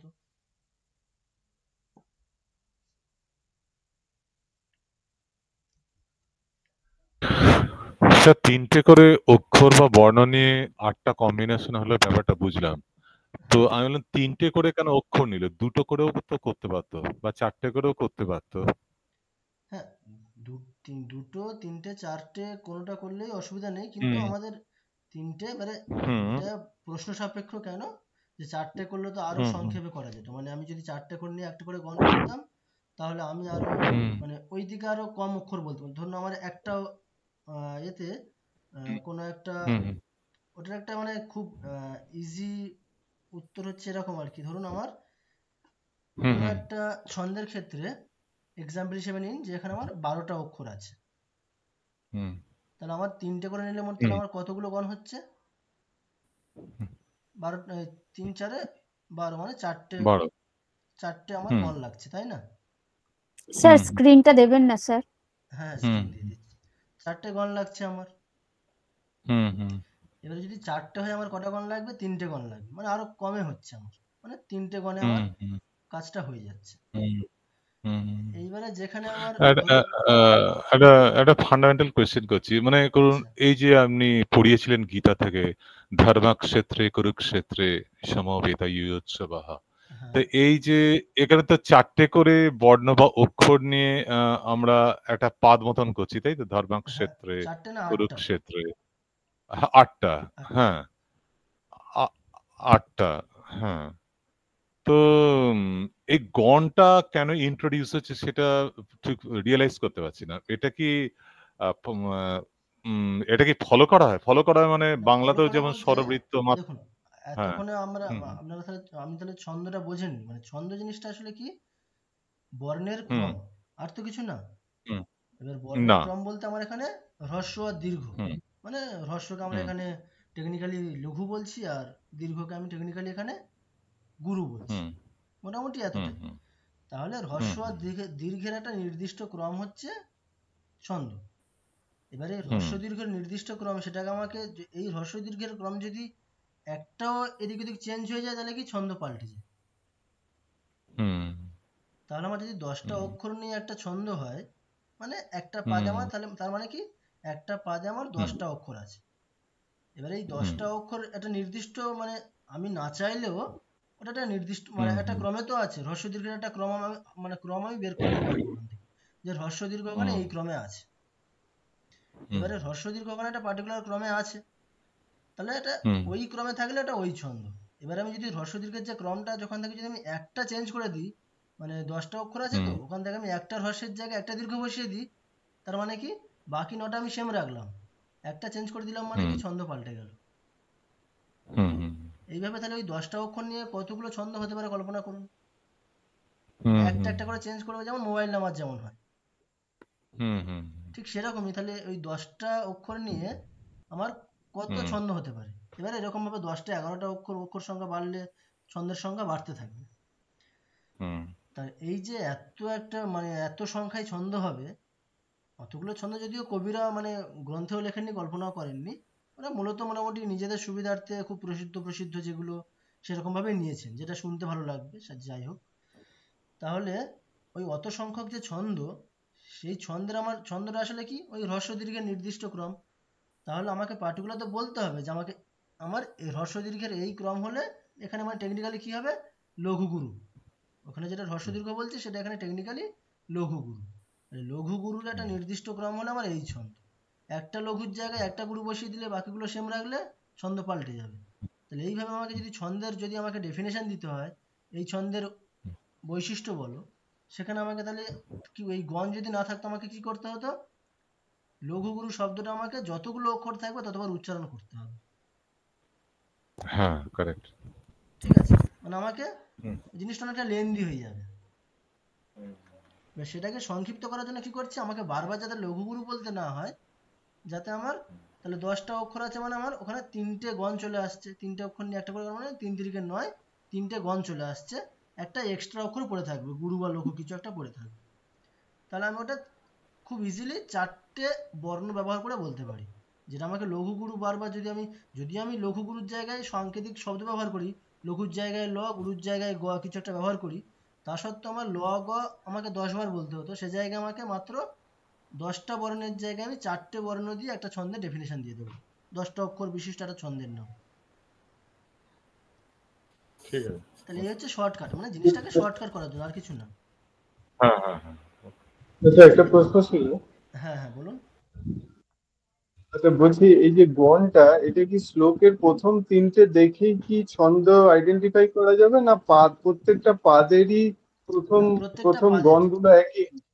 প্রত্যেকটা পাদের আপনাকে আচ্ছা, আগে চেক করতে হবে অক্ষর ক্রমটা কি আছে, মানে লঘুগুরু ক্রমটা আপনি নির্ণয় করলেন আগে করে, এবার দেখতে হবে আচ্ছা, পার্টিকুলার কয়েকটা ছন্দ আমরা দেখব, সেই ছন্দের যে ডেফিনেশন থাকবে যে লঘুগুরু ক্রমটা যদি মিলে যায় তাহলে ওই ছন্দ, এরকম আর কি।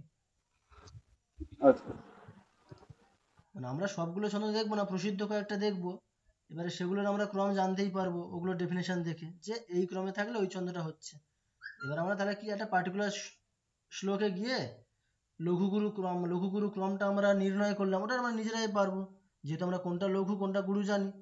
তাহলে ওইটা আমরা একটা নির্দিষ্ট ওইটা যদি আমরা নির্ণয় করে নিলাম, দিয়ে দেখলাম যে আমার ওখানে যে ক্রমটা পাচ্ছি সেই ক্রমটা আমার যে প্রসিদ্ধ ছন্দগুলো পড়েছি সেখানে যাচ্ছে কিনা, সেখানে তার সাথে মিলছে কিনা, যদি মিলছে তাহলে ওই ছন্দের মধ্যেই শ্লোকটা পড়ছে, এইভাবে।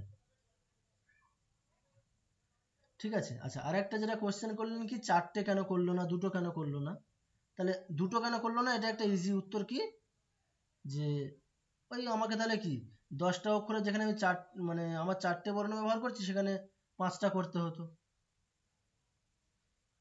এটা একটা ইজি উত্তর হতে পারে যে 2টো নিয়ে এখানে একটা গণ করলো। এবারে যদি প্রশ্ন করতে পারেন তা আরো সহজ হতো, যে আরো কম বর্ণে করা যেত 4টে বললে, তাই না, 4টে যদি করা হতো, 8টা নিয়ে করা হতো, এরকম। এবার 4টে নিয়ে করলে সমস্যাটা কি, ধরুন একটা ছন্দের ক্ষেত্রে ধরুন 15টা অক্ষর আছে, তাহলে 15টা অক্ষর থাকলে আমার কটা গণ হচ্ছে, মানে গণে আমি কটা পাবো মোট, 4 4 4 12। তারপরে কিন্তু আমার গণ পাবো না কটা, তারপরে কিন্তু আমার গণ পাচ্ছি না, 3টে অক্ষর পাচ্ছি আলাদা, তাহলে আমি 3টে গণ পাচ্ছি প্লাস 3টে অক্ষর পাচ্ছি, তাই না? ক্লিয়ার কি জিনিসটা? যদি আমি 4টে অক্ষর নিয়ে একটা গণ করি, তাহলে আমি গণ কতগুলো, মানে 15টা অক্ষরের মধ্যে গণ আমি কতগুলো বের করতে পারবো? হ্যাঁ হ্যাঁ ঠিকই, 3টে গণ পাবো আমি। তিনটে তিনটে অক্ষর তিনটে গণ। আর 3টে অক্ষর পড়ে থাকবে আমার। তাহলে 3 কটা লাগছে আমার? মোট কটা বর্ণ লাগবে আমার ওই ছন্দের ডেফিনেশন করতে গেলে?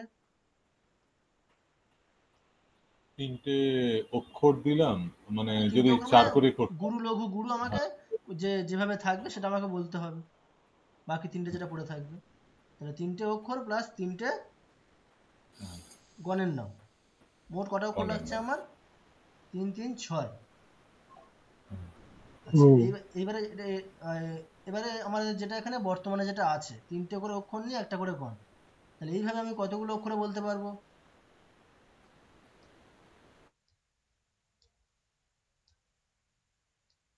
5টা গণ পেয়ে যাচ্ছি আমি, তাহলে 5টা অক্ষরে আমার হয়ে যাচ্ছে। 4টে করে নিলে আমার কটা লাগছিল ওখানে? 6টা লাগছিল। 3টে করে নিলে কটা লাগছে আমার?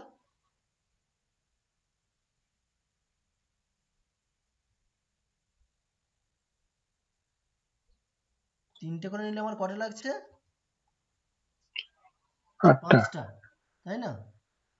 3টে করে যদি অক্ষর নিয়ে একটা করে গণ হয় তাহলে আমার 5টা অক্ষর লাগছে। 5টা বর্ণ দিয়ে আমি ওই ছন্দের ডেফিনেশন দিয়ে দিচ্ছি 15টা অক্ষর যেটা আছে। কিন্তু যদি 4টে করে নিয়ে হতো আমার কটা লাগছিল? 6টা অক্ষর লাগছে। 3 যোগ 3 6টা। তাহলে এখন কোনটা কম লাগছে? মানে এটা এই অঙ্কের একটা মডিউলো ফাংশনের মতো ব্যাপারটা হ্যাঁ হচ্ছে ঠিক আর ঠিক কি, যত ওরকমই মানে আছে। রিমাইন্ডারটা কম হচ্ছে। এবারে আপনারা এখানে বলতে পারেন যে যখন অক্ষর সংখ্যা আরো বাড়বে, এবারে এই অক্ষর সংখ্যা বাড়াটা আমাদের লৌকিক ছন্দগুলো যেগুলো আমরা শিখবো, লৌকিক ছন্দে অক্ষর সংখ্যাটা বাড়ে না। লৌকিক ছন্দে মানে ছন্দে হাইয়েস্ট আপনি 21টা 22টা পাবেন, বা হাইয়েস্ট 24টা। তাহলে এখানে যদি ওই অক্ষর সংখ্যাটা অনেকটাই হতো, একটা হিউজ নাম্বার হতো যে 80 100, এক একটা পাদে 80 100 অক্ষর আছে, তখন আমার 4টে দিয়ে করতে হতো, ওটা একটা আলাদা কথা ছিল। কিন্তু যেহেতু আমার অক্ষর সংখ্যাটা খুবই লিমিটেড, একটা পাদে 20 থেকে 25-এর মধ্যেই আছে, সেক্ষেত্রে আমার 3টে করে নিলেই আমার 4টের থেকে আরো কম লাগছে। 4টে নিয়ে যদি আমি 4টে অক্ষর নিয়ে একটা গণ করতাম, সেখানে আমার যতটা জিনিসটা যত বর্ণ লাগতো একটা ডেফিনেশন দিতে গিয়ে, তার থেকে আমার 3টের ক্ষেত্রে কমই লাগবে। যেমন যদি ধরুন আর দুটো করলে আরো বেশি হয়ে যেত, সেই জন্য হ্যাঁ আপনি দুটোর ক্ষেত্রে তো 3টা একটা আরো বেশি হয়ে অপশনাল যেত। নাম্বার দিয়েছেন। ওটা জিনিসটা ওই জন্য মানে বুঝতে পারছি। মেন জিনিস হচ্ছে শর্টকাট। শর্টকাট কোনটাতে হবে? 4টেই হবে না দুটোতেও হবে না। আর 4টে হলেও 3টের থেকে বেশি লেগে যাচ্ছে, 3টের তুলনায় 4টেতে আরো বেশি লাগছে। সেক্ষেত্রে আমার 3টে অক্ষর নিয়ে সেটা একটা তো করে গণ, ঠিকই, এটা ইজি। মানে মূল ঠিক তাৎপর্য হচ্ছে আছে, শর্টকাট, বোঝা আর গেছে। কিছু না। ঠিক আছে, এই হচ্ছে ব্যাপার।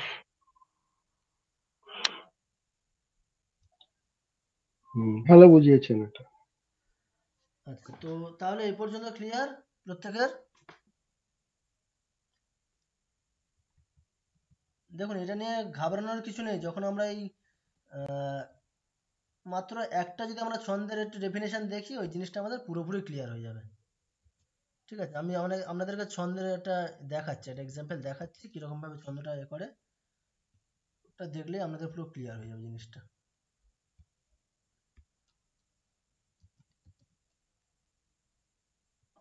আচ্ছা, এই সংক্রান্তে যদি কোনো বই টই থাকে যেটা পরে আমরা একটু জ্ঞান বাড়াতে পারি, সেটা যদি পরে একটু হ্যাঁ রেকমেন্ড আছে, করবেন। বই তো আছে ও সংক্রান্তে মোটামুটি।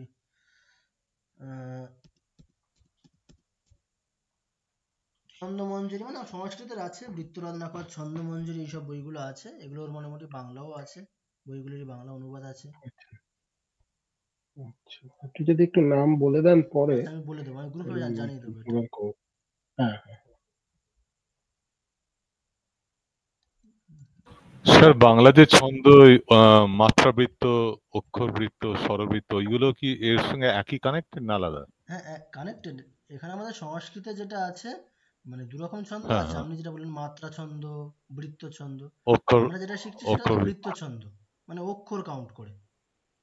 মাত্রা কাউন্ট এখানে করছি না আমরা, মানে মাত্রা কাউন্ট করেও ছন্দ হয়, সেটা আমরা এখানে করছি না। ওখানে 4 4 করে যদি হয় তখন স্বরবৃত্ত করে, 6 করে হলে আপনার মাত্রাবৃত্ত আর অক্ষরবৃত্ত ৮ করে থাকলে হ্যাঁ হ্যাঁ মানে ওটা সংস্কৃতও আছে, আহ, মাত্রা ছন্দ সংস্কৃতও আছে। হ্যাঁ মানে ওগুলো একটু আলাদা মনে হয় এর থেকে। হ্যাঁ ওটা দুটো মানে কাউন্ট কাকে নিয়ে করছি আমরা, এটার উপর ডিপেন্ড করছে।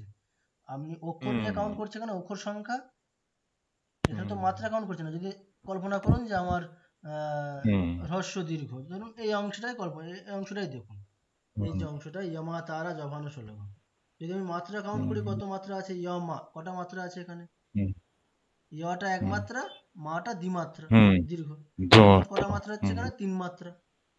কিন্তু অক্ষর ধন্যবাদ কটা আছে, ঠিক তাহলে মাত্রা কটা আছে, 3টে, অক্ষর কটা আছে, দুটো 2টো। এই হচ্ছে পার্থক্য। হুম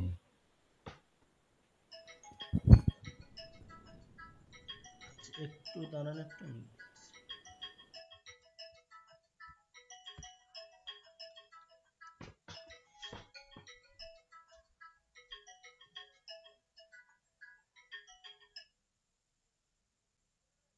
হ্যালো,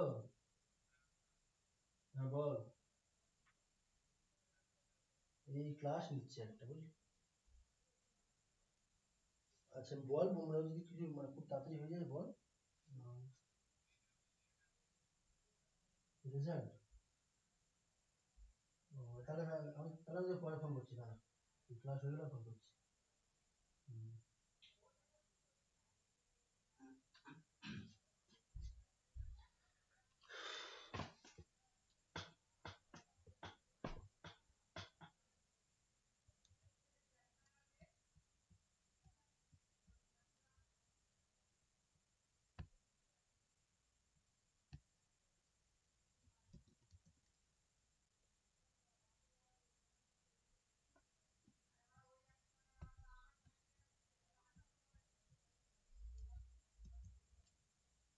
আচ্ছা স্ক্রিন দেখা যাচ্ছে একটা, অন্য স্ক্রিন মানে অন্য একটা স্টাডি মেটেরিয়াল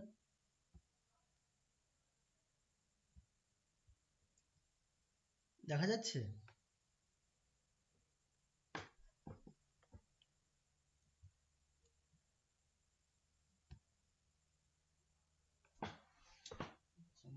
নেটওয়ার্ক সমস্যা হচ্ছে।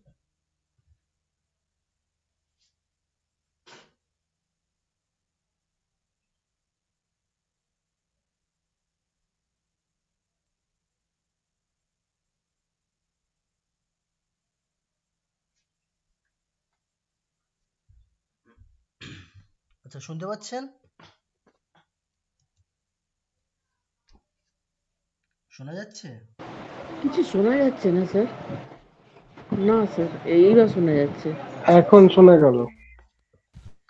আচ্ছা দেখুন, আমি আপনাদের বললাম যে একটা যদি আমরা ছন্দের মানে আমাদের ওই প্রাচীন রীতি অনুসারে যদি ছন্দের একটা ডেফিনেশন বা বৈশিষ্ট্য যাই হোক, মানে ছন্দের এই ক্র্যাক বৈশিষ্ট্য মানে, করছে, ক্র্যাক করে যাচ্ছে ভয়েস।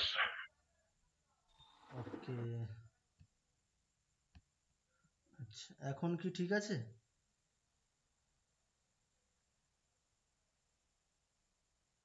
এখন কি শোনা যাচ্ছে না, বলুন? কি প্রবলেম চলছে? আচ্ছা একটু দাঁড়ান। না ওই না না স্যার, কিছু শোনা শোনা যন্ত্রণার যাচ্ছে মতো না শব্দ স্যার। হচ্ছে। যান্ত্রিক শব্দ মনে হচ্ছে।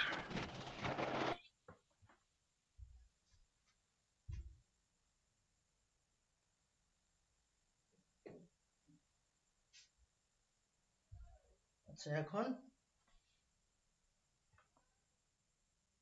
এখন কি ক্লিয়ার? হ্যাঁ এখন ঠিক মনে হচ্ছে।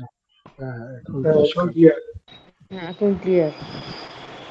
আচ্ছা তো আপনাদের যেটা বললাম যে আমরা যদি একটা এক্সাম্পল দেখি, মানে এই একটা পার্টিকুলার ছন্দকে তার ডেফিনেশন দেওয়ার বা তার বৈশিষ্ট্য বলার যে রীতি, ওটা দেখলে আমাদের যদি কিছু সংশয় থেকেও থাকে এতক্ষণ পর্যন্ত পুরোটাই ক্লিয়ার হয়ে যাবে। দেখুন একটা পার্টিকুলার ছন্দের নাম কি, ইন্দ্রবজ্রা একটা পার্টিকুলার ছন্দের নাম। এই ছন্দের অক্ষর সংখ্যা কত, 11টা। 11টা মানে একটি পাদের অক্ষর সংখ্যা কত, 11টা। তার বৈশিষ্ট্য কি, এই ক্রমে থাকলে সেটা হচ্ছে আমার কি, ইন্দ্রবজ্রা ছন্দ। কি গণ, তাহলে এবার আপনারা নিজেরাই কল্পনা করুন যে ইন্দ্রবজ্রা ছন্দে কতগুলো অক্ষর আছে, 11টা অক্ষর। তাহলে আমি 3টে করে অক্ষর দিয়ে আমার একটা গণ, মানে 11টা অক্ষর থেকে আমি গণ কতগুলো মানে বের করতে পারবো।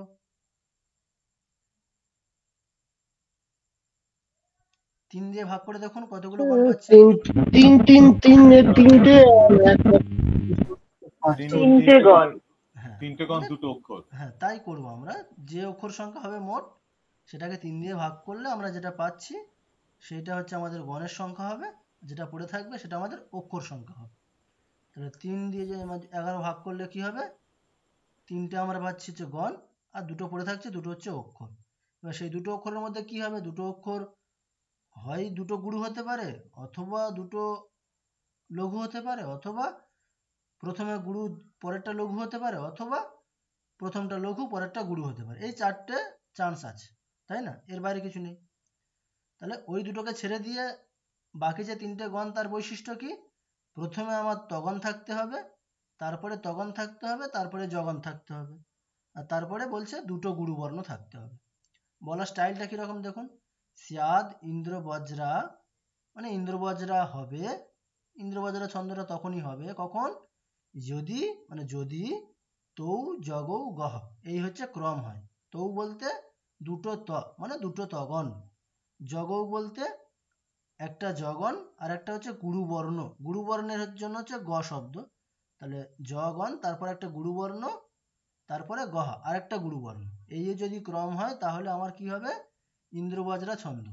এইবারে যদি এই গণ টন ইত্যাদি না করা হতো তাহলে তখন ইন্দ্রবজ্রা ছন্দের মানে ডেফিনেশন কিভাবে দিতে হতো, ত ত জ, তাই তো? গণের ক্রম কি আছে, ত ত জ। তখন আমাকে কি বলতে হতো, তখন আমাকে তগণ বলতে কি, লঘু লঘু গুরু, তাই তো? এখানে আমরা জেনেছি যমা তারা জভানু শলগম। তগণ বলতে কি, সরি গুরু গুরু লঘু, ঠিক আছে? তগণ বলতে গুরু গুরু লঘু। তাহলে তখন আমাকে তগণের জায়গায় কি বলতে হতো, আমি তখন ত শব্দটা ইউজ করতে পারতাম না, কি ইউজ করতাম, গুরু গুরু লঘু, গুরু লঘু। এটা। তারপরে আবার তগণ, তগণের জন্য কটা আমাকে বর্ণ ইউজ করতে হতো, গুরু গুরু লঘু। তারপরে আর কি আছে, জগণ, জগণ মানে কি, জগণের ডেফিনেশন হচ্ছে জ ভা ন, মানে লঘু গুরু লঘু, লঘু গুরু লঘু। তাহলে লঘু গুরু লঘু, গুরু গুরু। তাহলে আমাকে এত সংক্ষেপে আমি বলতে পারতাম না, তখন আমাকে কি করতে হতো, জিনিসটা বলতে গেলে আর আমার অনেক শব্দ খরচ করতে হতো, তাই না?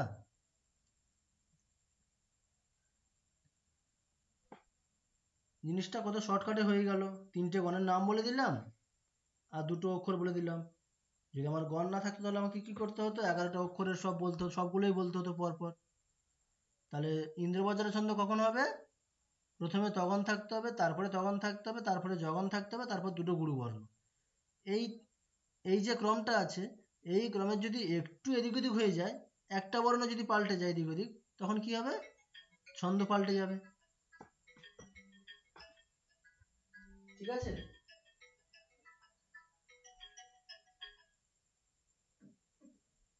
এই ক্রমের যদি একটু এদিক ওদিক হয়ে যায়, মানে একটা বর্ণ যদি পাল্টে যায়, একটা লঘুর জায়গায় যদি একটা গুরু চলে আসে, কি হবে, ছন্দটা তখন অন্য ছন্দ হয়ে যাবে, ঠিক আছে? বোঝা গেছে জিনিসটা এবারে? তাহলে ছন্দ আসলে কি, এবারে যদি আপনারা কোনো শ্লোকে পান, যদি এই ক্রমে বর্ণ পান, এই ক্রমে মানে কিভাবে পাবেন, তগণ তগণ জগণ, তারপরে দুটো গুরুবর্ণ। এবার এটারই যদি আমাকে বিস্তার করতে হয় তখন কি, তগণ মানে তারা জ, মানে গুরু গুরু লঘু, গুরু গুরু লঘু, জভান গুরু লঘু গুরু, সরি লঘু গুরু লঘু। তাহলে আমার যদি গুরু গুরু লঘু, গুরু গুরু লঘু, লঘু গুরু লঘু, গুরু গুরু, এই একটা পার্টিকুলার ক্রম থাকে বর্ণের, তখন সেটা কি ছন্দ, ইন্দ্রবজ্রা ছন্দ।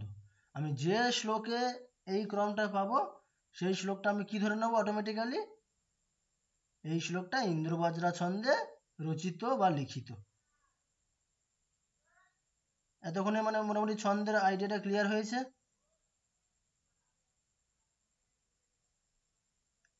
এবারে এই যে পার্টিকুলার ক্রমটা বলা হয়েছে, এই ক্রমটাকে যদি আমি একটা বর্ণের জায়গায় আরেকটা বর্ণ মানে একটা গুরু চেঞ্জ করে যদি একটা লঘু করে দিই, তখন কি, তখন সেটা আর ইন্দ্রবজ্রা ছন্দ না, তখন সেটা অন্য কোনো একটা ছন্দ হবে।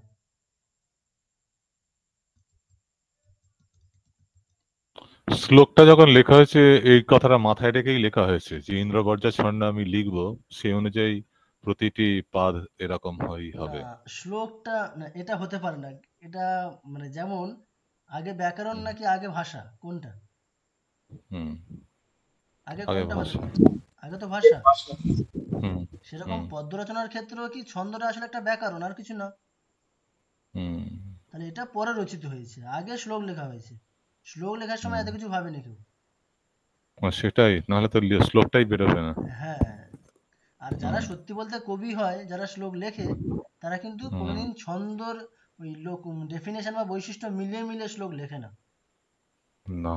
ঠিক আছে, যেমন আগে ভাষা তারপরে ব্যাকরণ, ঠিক এখানেও তাই। হুম আগে হচ্ছে কবিতা, মানে যারা কবি, এবারে ওই একাধিক যখন কবি কবিতা লিখে গেছেন, তাদের হুম একাধিক মানে বিভিন্নভাবে লিখে গেছেন, তখন তারপরে তার একটা ব্যাকরণ এসছে। ব্যাকরণ মানে এখানে ছন্দ এসছে, কবিতার ব্যাকরণ মানে ছন্দ। তখন আস্তে আস্তে যারা যেমন ওই মানে ভাষার ক্ষেত্রে হয়, ভাষা দেখতে দেখতে দেখতে দেখতে যারা গ্রামারিয়ান হয়, তারা আস্তে আস্তে গ্রামার লিখতে শুরু করে ভাষার বৈশিষ্ট্য হুম দেখে দেখে। ঠিক একই হুম রকমই শ্লোকের বৈশিষ্ট্য দেখে দেখে যারা এই হুম ছন্দর ব্যাকরণ লিখছে, যারা আর কি কবিতা বা শ্লোকের ব্যাকরণ যারা লিখছে, তারা ওই শ্লোকের হুম বৈশিষ্ট্য দেখে দেখে একটা নির্দিষ্টভাবে লিখছে, যে এই হলে আমার এটা হচ্ছে। ঠিকই। Thank you. ঠিক আছে, হুম আগে হচ্ছে কবিতা বা শ্লোক, তারা মানে যারা কবিতারা এত কিছু ভেবে লেখেননি কোনোদিন। তাহলে তো স্যার অনেকগুলো ছন্দ হতে পারে, মানে হ্যাঁ, ছন্দের তো মানে অবশ্যই সীমা অবশ্যই থাকবে না। অবশ্যই। মানে যে কোনো বিন্যাস, যদি যে বিন্যাসগুলো যেভাবে বলছেন তার কম্বিনেশন অনুযায়ী, মানে আমরা তো মনেই করতে পারবো না যে এটা কি ছন্দ হবে। হ্যাঁ, মানে এত এবারে এত প্রবলেম রকম হচ্ছে হতে পারে। মানে ছন্দটা মানে একটা আনকাউন্টেবল, মানে কত হতে পারে ঠিক হ্যাঁ নেই তো। আনকাউন্ট, ঠিক হ্যাঁ আছে। সেটাই বলছি, আনকাউন্টেবল হয়ে যাবে একদম। মানে এখন যেটা বললেন যে ত ত জ, আর দুটো দুটো গুরু, এইটা দিয়ে একমাত্র এটা এই কম্বিনেশনটা থাকলেই আমরা এই এই ছন্দটা বলতে পারি। এবারে এর কম্বিনেশন তো বহু কম্বিনেশন হতে পারে, তার হ্যাঁ, জন্য অবশ্যই। ছন্দের নামও অনেক অনেক অনেক নাম হয়ে যাবে, মানে 11টা তাই অক্ষর না স্যার? দিয়েই আমাদের মানে একটা হ্যাঁ, প্রচুর ছন্দ হতে অনেক পারে। রকম হতে পারে, প্রচুর হ্যাঁ, ছন্দ হতে পারে। মানে তাই একটা করে হ্যাঁ, যদি আমি একটার জায়গায় আরেকটা চেঞ্জ করে দিই, আমাকে প্রচুর চেঞ্জ করে ছন্দ দিই, পাবো। হ্যাঁ অনেক অনেক তোমার ছন্দ হতে পারে। ঠিক ঠিক। ঠিক আছে, তো এইভাবে এবারে এবারে এখানে সমস্যাটা মানে, এটা সমস্যা না, সমাধান খুব ইজি। কি মানে পার্টিকুলার কিছু প্রসিদ্ধ ছন্দ আছে, মানে বেশিরভাগ শ্লোক বা স্তোত্র হোক যাই হোক, ওই প্রসিদ্ধ ছন্দগুলোতেই লেখা। ঠিক আছে, একটা বিষয় থাকে তো যে প্রসিদ্ধ অপ্রসিদ্ধ। তাহলে এখানে যদিও জিনিসটা আনকাউন্টেবল, কিন্তু অপ্রসিদ্ধই বেশি, প্রসিদ্ধ সংখ্যাটা খুবই কম। মানে ওটা আমাদের কি, মানে ওটা আমরা হাতে কাউন্ট করতে পারি গুনে গুনে। এখানেই হচ্ছে আচ্ছা সুবিধা আমাদের। ঠিক আছে, ওই জন্য আচ্ছা বেশিরভাগ স্তোত্র বা শ্লোক যা পাবো আমরা দেখবো আমাদের প্রসিদ্ধ ছন্দগুলোর মধ্যেই আছে। আচ্ছা। ঠিক আছে, এই হচ্ছে ব্যাপার। আচ্ছা, এইবারে হচ্ছে এই ছন্দটা আমি আপনাদের কেন বলেছি যে কেন পড়বো আমরা, যাতে আমরা ওই পার্টিকুলার ছন্দের একটা স্যাম্পেল শ্লোক আমরা ঠিকভাবে পড়ে নেব নিজেরা আগে। ওটা পড়া শিখে নিলে আমরা কি, ধরুন আমরা ইন্দ্রবজ্রা ছন্দের একটা শ্লোক পড়া শিখলাম, ওটা যদি আমরা ঠিক মানে একেবারে পারফেক্ট শিখতে পারি, নিশ্চয়ই কি হবে, তার সুরটা আলাদা হবে, শৈলী লয় আলাদা হবে সবকিছু। ওটা যদি আমরা শিখতে পারি, তাহলে কি পরবর্তীকালে ইন্দ্রবজ্রা ছন্দের অন্যান্য যত শ্লোক আসবে, সেগুলো আমরা তখন নিজেরাই পড়তে পারবো। এইরকম প্রসিদ্ধ ছন্দগুলো যদি আমরা একটা করে শ্লোক পড়তে পারি, তাহলে সেই সেই প্রসিদ্ধ ছন্দের লেখা যে কোনো স্তোত্র, সেটা আমরা অনায়াসে পড়তে পারবো। ঠিক আছে, তো এটাই আমাদের লক্ষ্য। আমাদের এখানে যেহেতু আমরা চ্যান্টিং শিখতে এসেছি, তো আমাদের এত টেকনিক্যাল জিনিস জানাটা লক্ষ্য নয়, কিন্তু যেহেতু আমরা এটা শিখছি, তার জন্য এই জিনিসগুলো একটু জেনে রাখাটা ভালো, ব্যাকগ্রাউন্ড একটু জেনে রাখা ভালো। ঠিক আছে, কিন্তু আমাদের মূল আউটপুট হওয়া উচিত ওটাই, ওই পার্টিকুলার ছন্দের শ্লোকটা কিভাবে পড়তে হয় সেটা শেখা। Am I clear?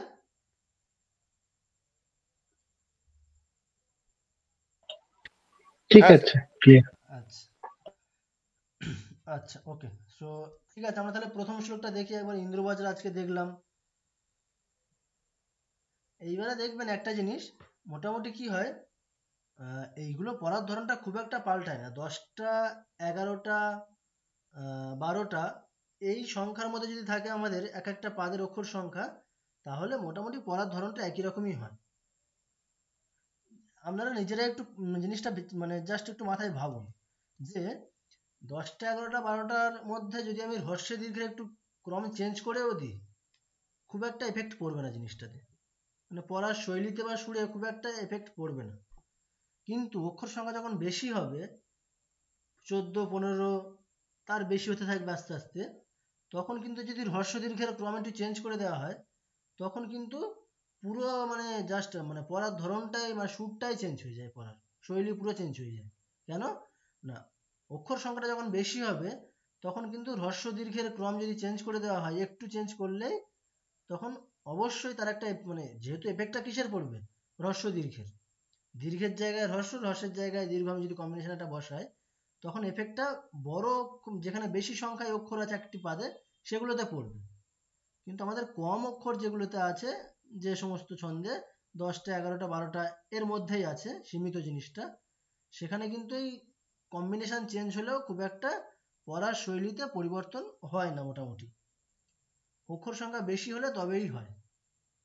ঠিক আছে, এটা একটু মাথায় রাখবেন, আর নিজেরাও বুঝতে পারবেন মানে এখানে হ্রস্ব দীর্ঘের এফেক্ট আসবে না খুব একটা চেঞ্জ করলে।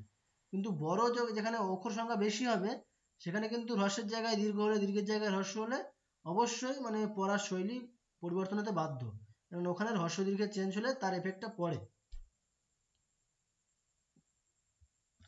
আচ্ছা দেখুন তো, এখানে যে শ্লোকটা আছে প্রথম, এই শ্লোকটা কোথাকার, এটা হচ্ছে অভিজ্ঞান শাকুন্তলমের শ্লোক। অভিজ্ঞান শাকুন্তলম প্রত্যেকেই নাম শুনেছেন, খুবই প্রসিদ্ধ নাটক কালিদাসের। তো ওখানকার ওই চতুর্থ অঙ্কের একটা শ্লোক, এটা ইন্দ্রবজ্রা ছন্দে লেখা শ্লোকটা। তো এখানে চতুর্থ আপনারা হয়তো অনেকে পড়েছেন, বাংলা অনুবাদও পড়েছেন, ইংরেজি অনুবাদ হয়তো পড়ে থাকবেন। ঠিক আছে, তো চতুর্থ অঙ্কে যখন ওই শকুন্তলাকে প্রতিগৃহে পাঠানো হচ্ছে, মানে শকুন্তলার যখন বিদায় মুহূর্ত, সেই মুহূর্তে আর কি তার যে মানে পালক পিতা, মানে শকুন্তলাকে তো উনি মানে পালন করেছেন, জন্ম তো দেননি কর্ণমুনি, তাহলে জন্মপিতা উনি না, উনি হচ্ছে পালক পিতা। সেই কর্ণমুনি তখন শকুন্তলার বিদায় মুহূর্তে এই শ্লোকটা বলছেন, মানে কালিদাস আর কি কর্ণমুনির মুখ দিয়ে বলাচ্ছেন এই শ্লোকটা। যে দেখুন অর্থটা খুবই সুন্দর, যে অর্থ হি কন্যা। আচ্ছা আমি আগে শ্লোকটা পড়ি আমি, তারপরে এগুলো আমরা কিভাবে পড়বো। আপনাদেরকে গীতার 2য় অধ্যায়ের শ্লোক দেখানো হয়েছিল, কিছু 4 লাইনের শ্লোক ছিল তাই না। গীতার 2য় অধ্যায়ে বিগত ক্লাসে দেখানো হয়েছিল যে ওখানে আমরা 2 লাইনের শ্লোক মানে পড়ে অভ্যস্ত, কিন্তু 4 লাইনের শ্লোক কিছু ছিল ওখানে, শুরুর দিকে ছিল।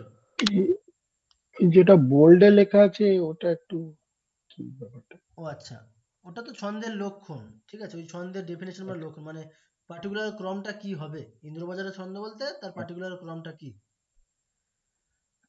এবারে এই প্রাচীন শৈলীটা খুব সুন্দর। এখানে দেখুন প্রাচীন শৈলী ওখানে সুন্দর বলতে কি রকম, খুব বিচিত্র একেবারে, আমাদের কল্পনার বাইরে একটু।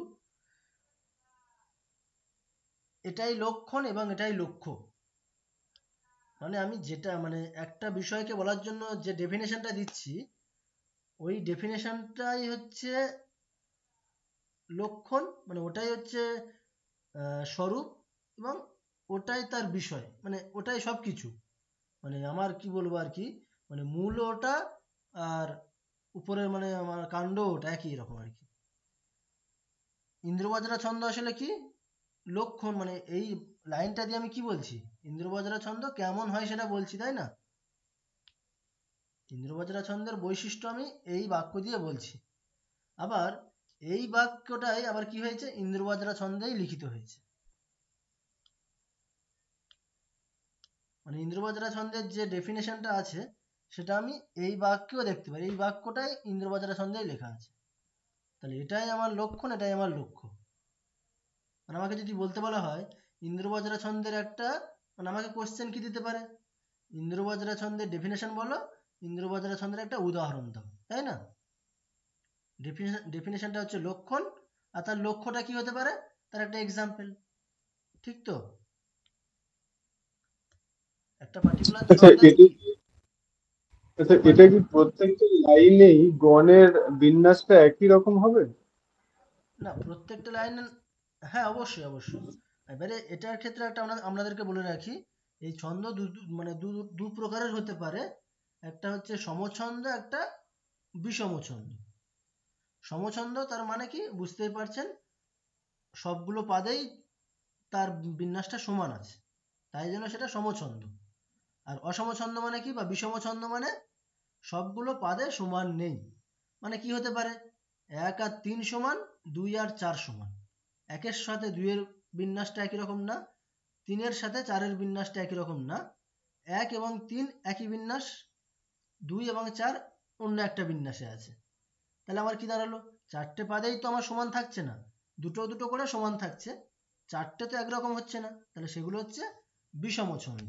মানে ছন্দ দু রকমের হতে পারে এরকম, সমছন্দ, বিষম ছন্দ। তো আমরা এখানে যেগুলো দেখবো সেগুলো মোটামুটি সব সমছন্দই আছে, একটা মাত্র আছে বিষম ছন্দ। ঠিক আছে, এই হচ্ছে ব্যাপার। তো মোটামুটি এটা ধরেই চলবেন যে সবগুলো পাদে আমার একই রকম বিন্যাস আছে। ঠিক আছে।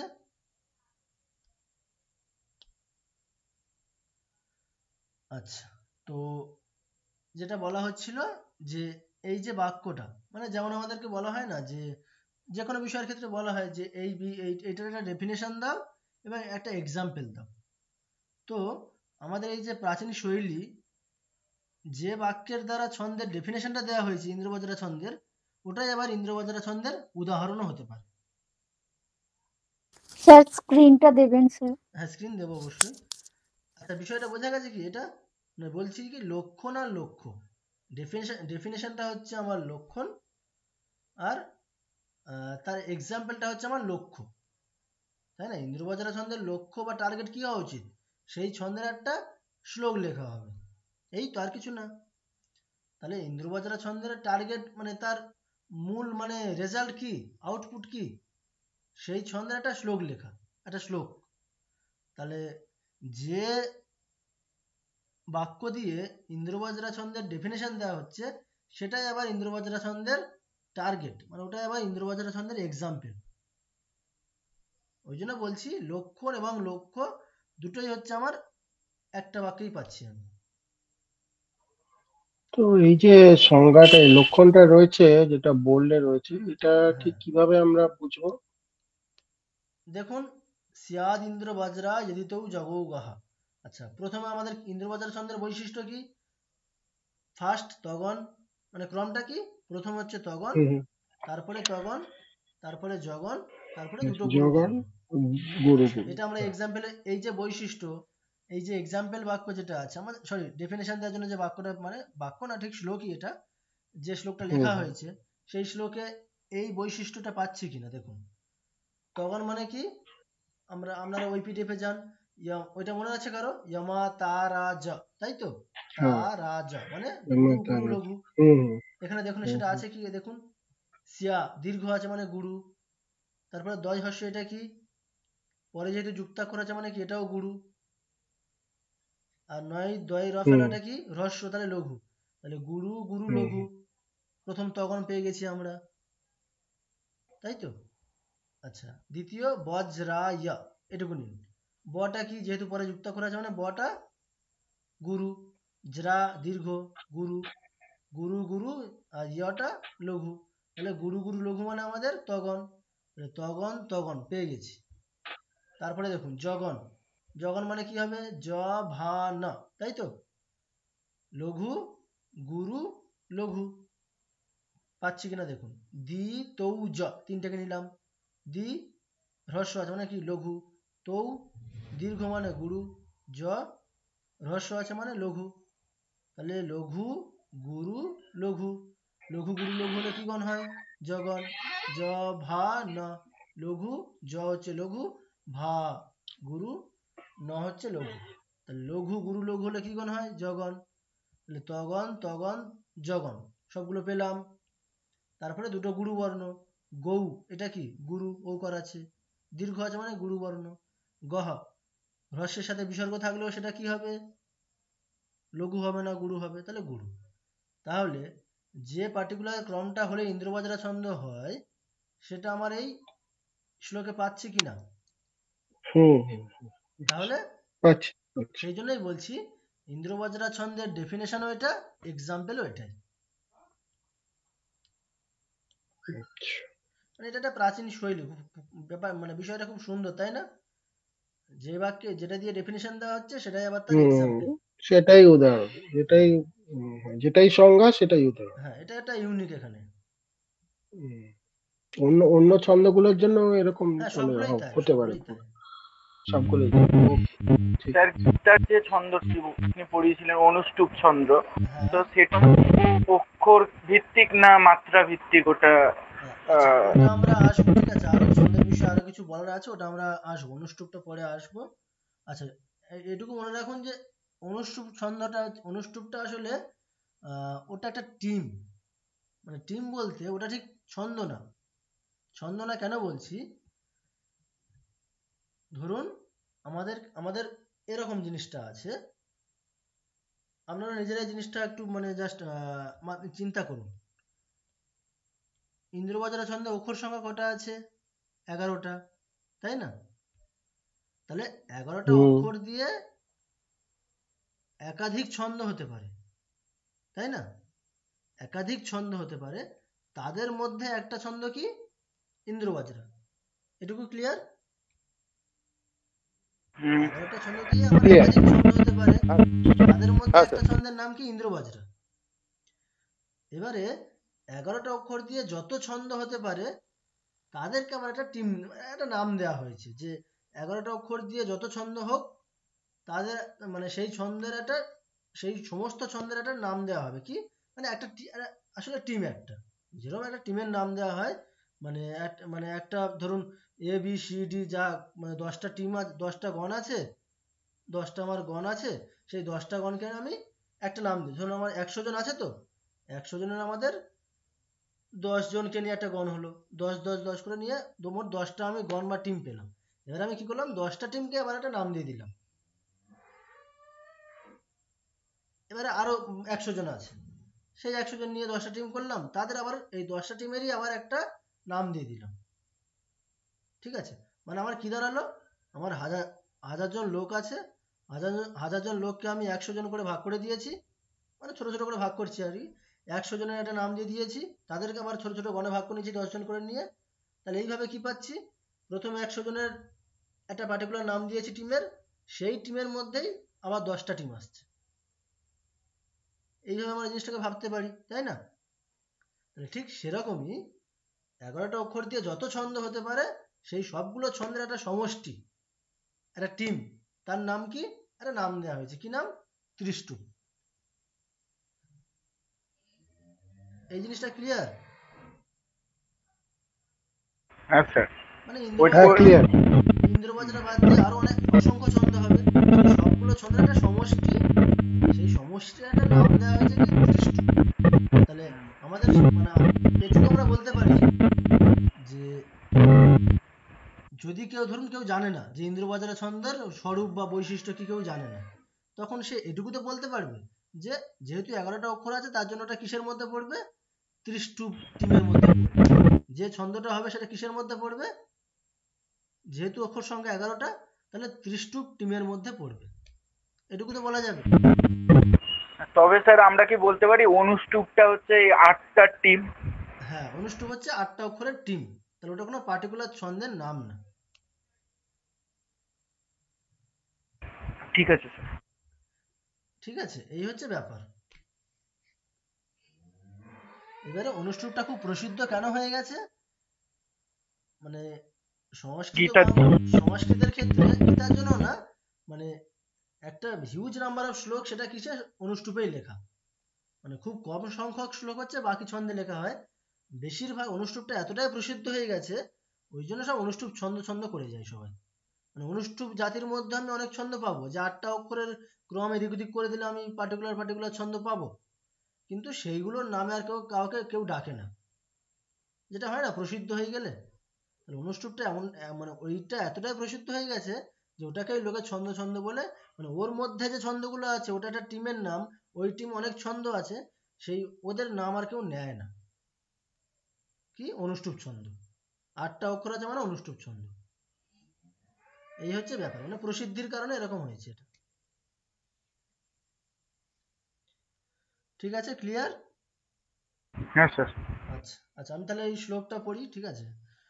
তাহলে ইন্দ্রবজ্র ছন্দের শ্লোক আমরা কেমন ভাবে পড়বো দেখুন, একটু পড়ছি দেখুন, আর অর্থটাও বলবো, খুব সুন্দর অর্থ, আপনারা অলরেডি দেখেছেন এখানে।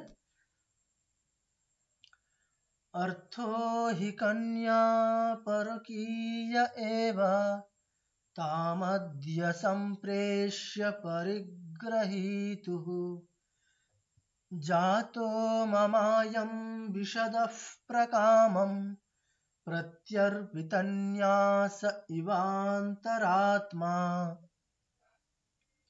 ঠিক আছে, একটু চেঞ্জ হবে, এতক্ষণ আমরা অনুষ্ঠুপের শ্লোকগুলো পড়ছিলাম বলে, একটু 4 লাইনের শ্লোক, একটু চেঞ্জ, শৈলী চেঞ্জ হবে, সুর চেঞ্জ হবে। আর একবার পড়ছি দেখুন।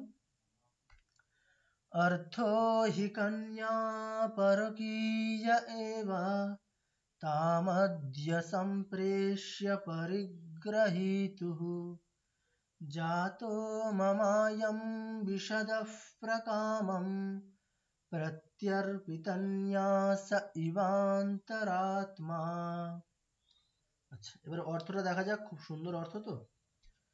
আচ্ছা, তাহলে কি বলা হলো, প্রসঙ্গ কিরকম, যে শকুন্তলার বিদায় মুহূর্ত, তার পালক পিতা কন্যমুনি ওই শকুন্তলার বিদায় মুহূর্তে আর কি এই শ্লোকটা বলছে।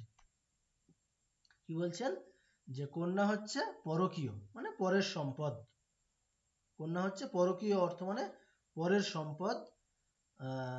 তাহলে আমাদের কি হয়, ধরুন কারোর কিছু জিনিস, মানে কন্যাকে বলা হচ্ছে পরের সম্পদ, মানে কি আমি শুধুমাত্র তাকে পালন করছি, নিজের কাছে গচ্ছিত রাখছি, এতটুকুই, আমার নিজের সম্পদ না। ধরুন আমাদের দৈনন্দিন জীবনে কি হয়, যদি কেউ আমাকে কোনো একটা জিনিস রক্ষা করার দায়িত্ব দেয়, মানে কিছুদিন রাখার দায়িত্ব দিয়ে দেয়, তাহলে সেটা আমাদেরকে একটা দুশ্চিন্তা থাকে সবসময়, ওই জিনিসটাকে আমাকে বাঁচিয়ে রাখতে হবে। মানে যতক্ষণ না ওই জিনিসটাকে আমি পার করতে পারছি, যার জিনিসটাকে ফেরত দিতে পারছি, ততক্ষণই আমাদের কি থাকে, একটা টেনশন থাকে সবসময়। তা সেটাই যে মানে একটা সেরকমই কন্যার ক্ষেত্রেও তাই, সেরকম একটা মানে জাস্ট অর্থ নিয়ে এই শ্লোকটা, যে তাকে আজকে আমি যেহেতু পরকীয় সম্পদ, তাই জন্য একটা টেনশন সবসময় থাকে মাথায়, তার জন্য তাকে আজকে তামদ্য সম্প্রেষ্য পরিগ্রহিত মানে প্রতিগৃহে তাকে আজকে পাঠিয়ে দিয়ে জাতো মমায়াম বিষদঃ প্রকামম, মানে আমি প্রচন্ড আর কি শান্ত, মানে প্রচন্ড একটা মানে চিন্তামুক্ত হলাম আর কি। প্রত্যর্পিতন্যাস ইবান্তরাত্মা, তার ক্ষেত্রে একটা উপমা দেওয়া হচ্ছে কি, যে ন্যাস। আচ্ছা, ন্যাস মানে কি, ন্যাস মানে হচ্ছে ওই পার্টিকুলার ওই জিনিস, যে অন্যের কিছু একটা সেটা নিজের কাছে রেখে দিলে সেটাকে কি বলা হয়, তখন তার নাম কি হয়ে যায়, ন্যাস। ঠিক আছে, তাহলে ওটাই বলা হচ্ছে যে ন্যাস মানে পরের সম্পদ, পরের কোনো বস্তু নিজের কাছে রাখা হলে সেই বস্তুর নাম কি, তখন কি হয়, ন্যাস। তাহলে সেই বস্তু বা ন্যাসটাকে যেরকম ভাবে যার জিনিস তাকে ফেরত দেওয়ার পরে যেরকম চিন্তামুক্ত হওয়া যায়, সেরকমই আজকে আমি ওই পরকীয় সম্পদ কন্যাকে, যার সম্পদ মানে স্বামীর সম্পদ, পতির সম্পদ, তার কাছে পাঠিয়ে দিয়ে আমি অত্যন্ত আজকে চিন্তামুক্ত হলাম। এই হচ্ছে এই শ্লোকটার অর্থ।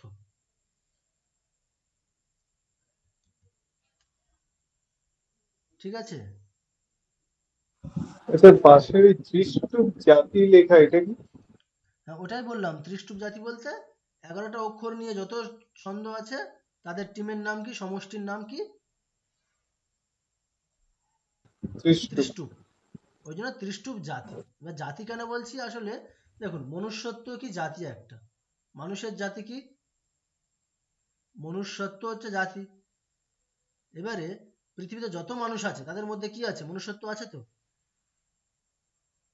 আচ্ছা, এবার মনুষ্যত্ব জিনিসটাকে ওইভাবে নেবেন না, জাস্ট মানুষের মধ্যে থাকাটা ধর্ম, তার নাম কি, মনুষ্যত্ব।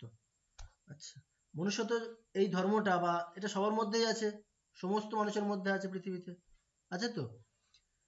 তাহলে সেরকমই 11টা অক্ষর নিয়ে যত ছন্দ হবে, ধরুন মানে জাস্ট আমরা একটা কল্পনা করি যে 1000টা ছন্দ হতে পারে বা 100টা, তাহলে 11টা অক্ষর নিয়ে আমার 100টা ছন্দ হতে পারে, সেই 100টা ছন্দের সমষ্টি, তার নাম কি, ত্রিষ্টুপ। তাহলে এই ত্রিষ্টুপ জিনিসটা কি 100টা ছন্দের মধ্যেই আছে।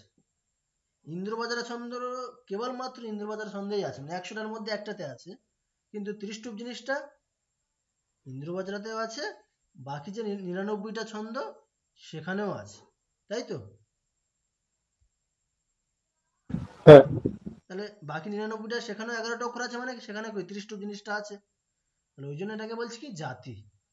জাতি মানে যে সব জায়গাতে থাকে, মানে পুরো একজনের মধ্যে থাকে না, অনেকের মধ্যে থাকে।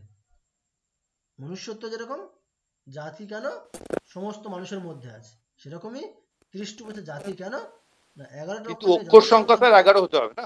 হ্যাঁ 11টা অক্ষর নিয়ে যত ছন্দ হবে সবার মধ্যেই স্যার আছে এটা। অক্ষর সংখ্যা 11 হবে না? হ্যাঁ 11 হবে, হ্যাঁ এই হচ্ছে বিষয়। তাহলে আমরা মোটামুটি ছন্দের বিষয়ে একটা ধারণা তৈরি হলো আজকে। এরপরে আরো ছন্দগুলো দেখবো, প্রসিদ্ধ ছন্দগুলো আরো দেখবো। আজকে একটা দেখা হলো ইন্দ্রবাজরা, তো আরো মোটামুটি আমরা 7-8টা মতো দেখবো। তো মোটামুটি যা হয়েছে ক্লিয়ার প্রত্যেকের?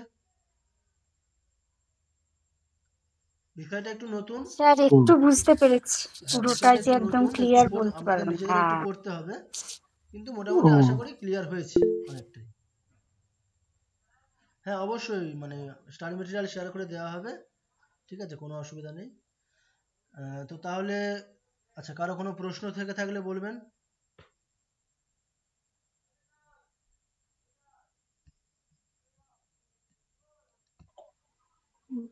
না ঠিক আছে। ওকে, তাহলে কারো কোনো প্রশ্ন নেই, তাই তো? ঠিক আছে, তো ঠিক আছে, স্টাডি মেটেরিয়াল আমি পাঠিয়ে দেবো। আর আজকে তো অনেকে জয়েন করতে পারেনি, তাদের জন্য আমাকে একটা ভয়েস মেসেজও করতে হবে এই বিষয়ে। ওটাও মানে আমি মানে যেহেতু গ্রুপে পাঠাবো প্রত্যেকেই পাবেন ওটা। আর হ্যাঁ বলুন। হোমওয়ার্ক কি স্যার কিছু থাকবে? আচ্ছা হোমওয়ার্ক, হ্যাঁ হোমওয়ার্ক শুধুমাত্র এই ছন্দটাই থাকবে, মানে অনুষ্টুপ ছন্দের যে শ্লোকটা আমরা পড়েছি এটা থাকবে। আর একটা হচ্ছে আমাদের কিছু বাকি ছিল না, ওই গঙ্গা স্তোত্র বাকি ছিল, ওখান থেকে আমি গঙ্গা পার্টিকুলার কয়েকটা নাম্বার, মানে ওটার আমি পাঠিয়ে দিয়ে রেকর্ডিংটা পাঠিয়ে দিয়ে আপনাদেরকে কয়েকটা পার্টিকুলার নাম্বার বলবো, সেই মানে পার্টিকুলার সংখ্যার শ্লোকগুলো বলবো, আপনারা রেকর্ডিং করে পাঠাবেন, ঠিক আছে? ঠিক আছে।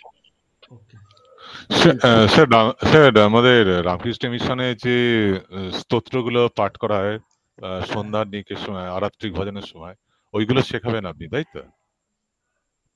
আচ্ছা ওখান থেকে আমরা একটা শেখাবো হয়তো, ঠিক আছে, মানে আমরা প্রকৃতিম পরমা ওটাকে শেখাতে পারি, মায়েরটা।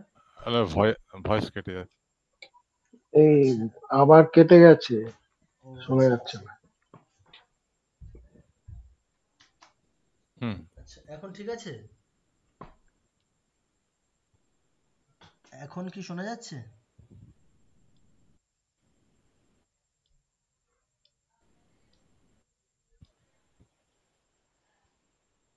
এখন শোনা যাচ্ছে?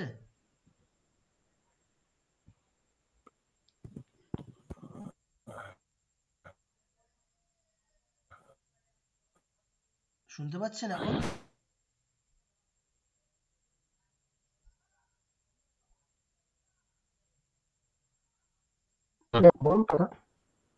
আচ্ছা আচ্ছা ঠিক আছে, হ্যাঁ সুবীর বাবু যেগুলো বললেন, হ্যাঁ ওই স্তোত্রগুলো শেখানো হবে, ওর সাথে সাথে আরো স্তোত্র থাকবে আমাদের, ঠিক আছে? আপনাদের একটা সিলেবাস পাঠানো হয়েছে, দেখবেন।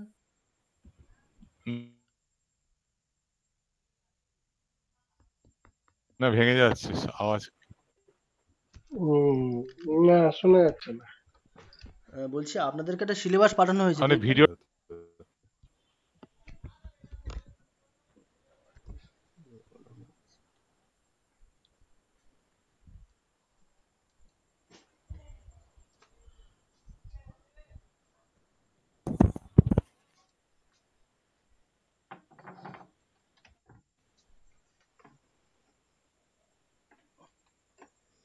বলছি শোনা যাচ্ছে? শুনতে পাচ্ছেন এখন? হ্যাঁ হ্যাঁ এখন ক্লিয়ার। এখন শোনা যাচ্ছে, এখন ওটাই আর কি, আপনাদের একটা সিলেবাস পাঠানো হবে, ঠিক আছে, অসুবিধা নেই। ওই পাঠিয়ে দিয়েছি তো অলরেডি, শোনা যাচ্ছে স্যার? সিলেবাসটা পাঠিয়ে দিয়েছি। আর ঠিক আছে, এবারে ওখান থেকে যে ওখানে যে স্তোত্রগুলো আছে ওর বাইরে যদি কোনো স্তোত্রের বিষয়ে কেউ ইন্টারেস্টেড থাকেন অবশ্যই জানাবেন, ঠিক আছে? মানে ওটা আমাদের আর একেবারে আপনি ওই স্যার একটু বইয়ের নাম বলবেন বলেছিলেন, ওটাও একটু কাইন্ডলি হ্যাঁ ওটা বলে বলে দেবো, দেবেন, সংস্কৃত ঠিক আর আছে? বাংলা দুটো। মানে আমাদের এরকমটা না যে ওখানে যে স্তোত্রগুলো সিলেবাসে দেওয়া আছে ওগুলোই শিখবো আমরা, এবারে ওর সাথে কিছু অ্যাড হতে পারে যদি কারো কেউ মানে সবাই মিলে দেখছি একাধিক জন কোনো একটা স্তোত্রে ইন্টারেস্টেড আছেন, তো সেক্ষেত্রে আমরা ওখান থেকে একটা বাদ দিয়ে একটা অ্যাড করতে পারি, কোনো অসুবিধা নেই, ঠিক আছে? স্যার একটা রিকোয়েস্ট করেছিলাম আমি, ওই নির্বাণা শতকম যেটা হ্যাঁ হ্যাঁ হ্যাঁ শঙ্করাচার্য দেখেছি ওইটা দেখেছি। একটা, ওকে। আর হ্যাঁ ঠাকুরমা স্বামীজির জন্য যে স্তোত্রগুলো মিশনে পড়া হয় হ্যাঁ সেগুলো জানতে চাই, মানে ওগুলো মানে আমার কোনো ব্যাকগ্রাউন্ড নেই, মানে ওই আচ্ছা জন্যই হ্যাঁ ঠিক আছে, আমরা এটায় ওখান জয়েন থেকে করা, একটা ওগুলো নেবো আপনি নেবো প্লিজ অবশ্যই। একটু সে যেমন স্বামী অবেদানন্দজিরও যেমন মায়ের ওপর যে লেখা হ্যাঁ আছে হ্যাঁ ওটাও হ্যাঁ সংস্কৃত আছে, হ্যাঁ ওইগুলো ওই যেমন আমাদের গঙ্গা স্তোত্রটা আপনি পড়ালেন খুবই সুন্দর লেগেছে, ওরা বিভিন্ন টাইপের স্তোত্রগুলো যদি আপনি পড়ান খুবই কাজে দেয় এই হ্যাঁ আর কি। হ্যাঁ না ওখানেও স্তোত্র দেখবেন সিলেবাস অনেকগুলো আছে, এবার ওটাই বললাম ওটা আমাদের ফ্লেক্সিবল, ঠিক আছে, কোনো অসুবিধা নেই, মানে ওখান থেকে আমরা বাদ দিয়ে নতুন অ্যাড করতে পারি, ঠিক আছে? হুম বা ওর সাথে নতুন অ্যাড করতে পারি যদি আমাদের হুম খুব হুম তাড়াতাড়ি হুম দ্রুত হয়ে যায়, ওটা অসুবিধা নেই কোনো, ঠিক আছে? ওকে, হুম ঠিক আছে, তাহলে আজকে আমরা শেষ করি এখানে। ঠিক আছে, ওকে, ধন্যবাদ, হ্যাঁ আর হ্যাঁ, গুড নাইট স্যার। আরেকটা কুইক আচ্ছা হ্যাঁ কোয়েশ্চেন ছিল, সেটা বলুন হচ্ছে বলুন। যে ওই এইটা তো হয়ে গেল এই সপ্তাহের ক্লাসটা, আর একটা যে আপনি বলেছিলেন আরেকটা ক্লাস মধ্যিখানে হয়নি বলেছিলেন, সেটা আবার পরে করিয়ে দেবেন, তো সেটাও কি হ্যাঁ ওটা এরকম আমি শুক্রবারেই মাঝখানে হবে, করিয়ে নেবো একবার, আগামী ঠিক কোনো আছে? একটা শুক্রবার? হ্যাঁ ওটা মাঝখানে একবার করিয়ে নেবো ওটা। আচ্ছা আচ্ছা, ঠিক আছে। ওকে, ঠিক আছে। ঠিক আছে, ঠিক আছে, ওম ঠিক আছে, মেনি শান্তি থ্যাঙ্কস। শান্তি শান্তি শান্তি। হরি ওম তৎসৎ শ্রী রামকৃষ্ণার্পণমস্তু। ঠিক আছে তাহলে, শুভরাত্রি সকলকে। শুভরাত্রি স্যার। শুভরাত্রি। শুভরাত্রি। শুভরাত্রি। শুভরাত্রি স্যার। শুভরাত্রি স্যার।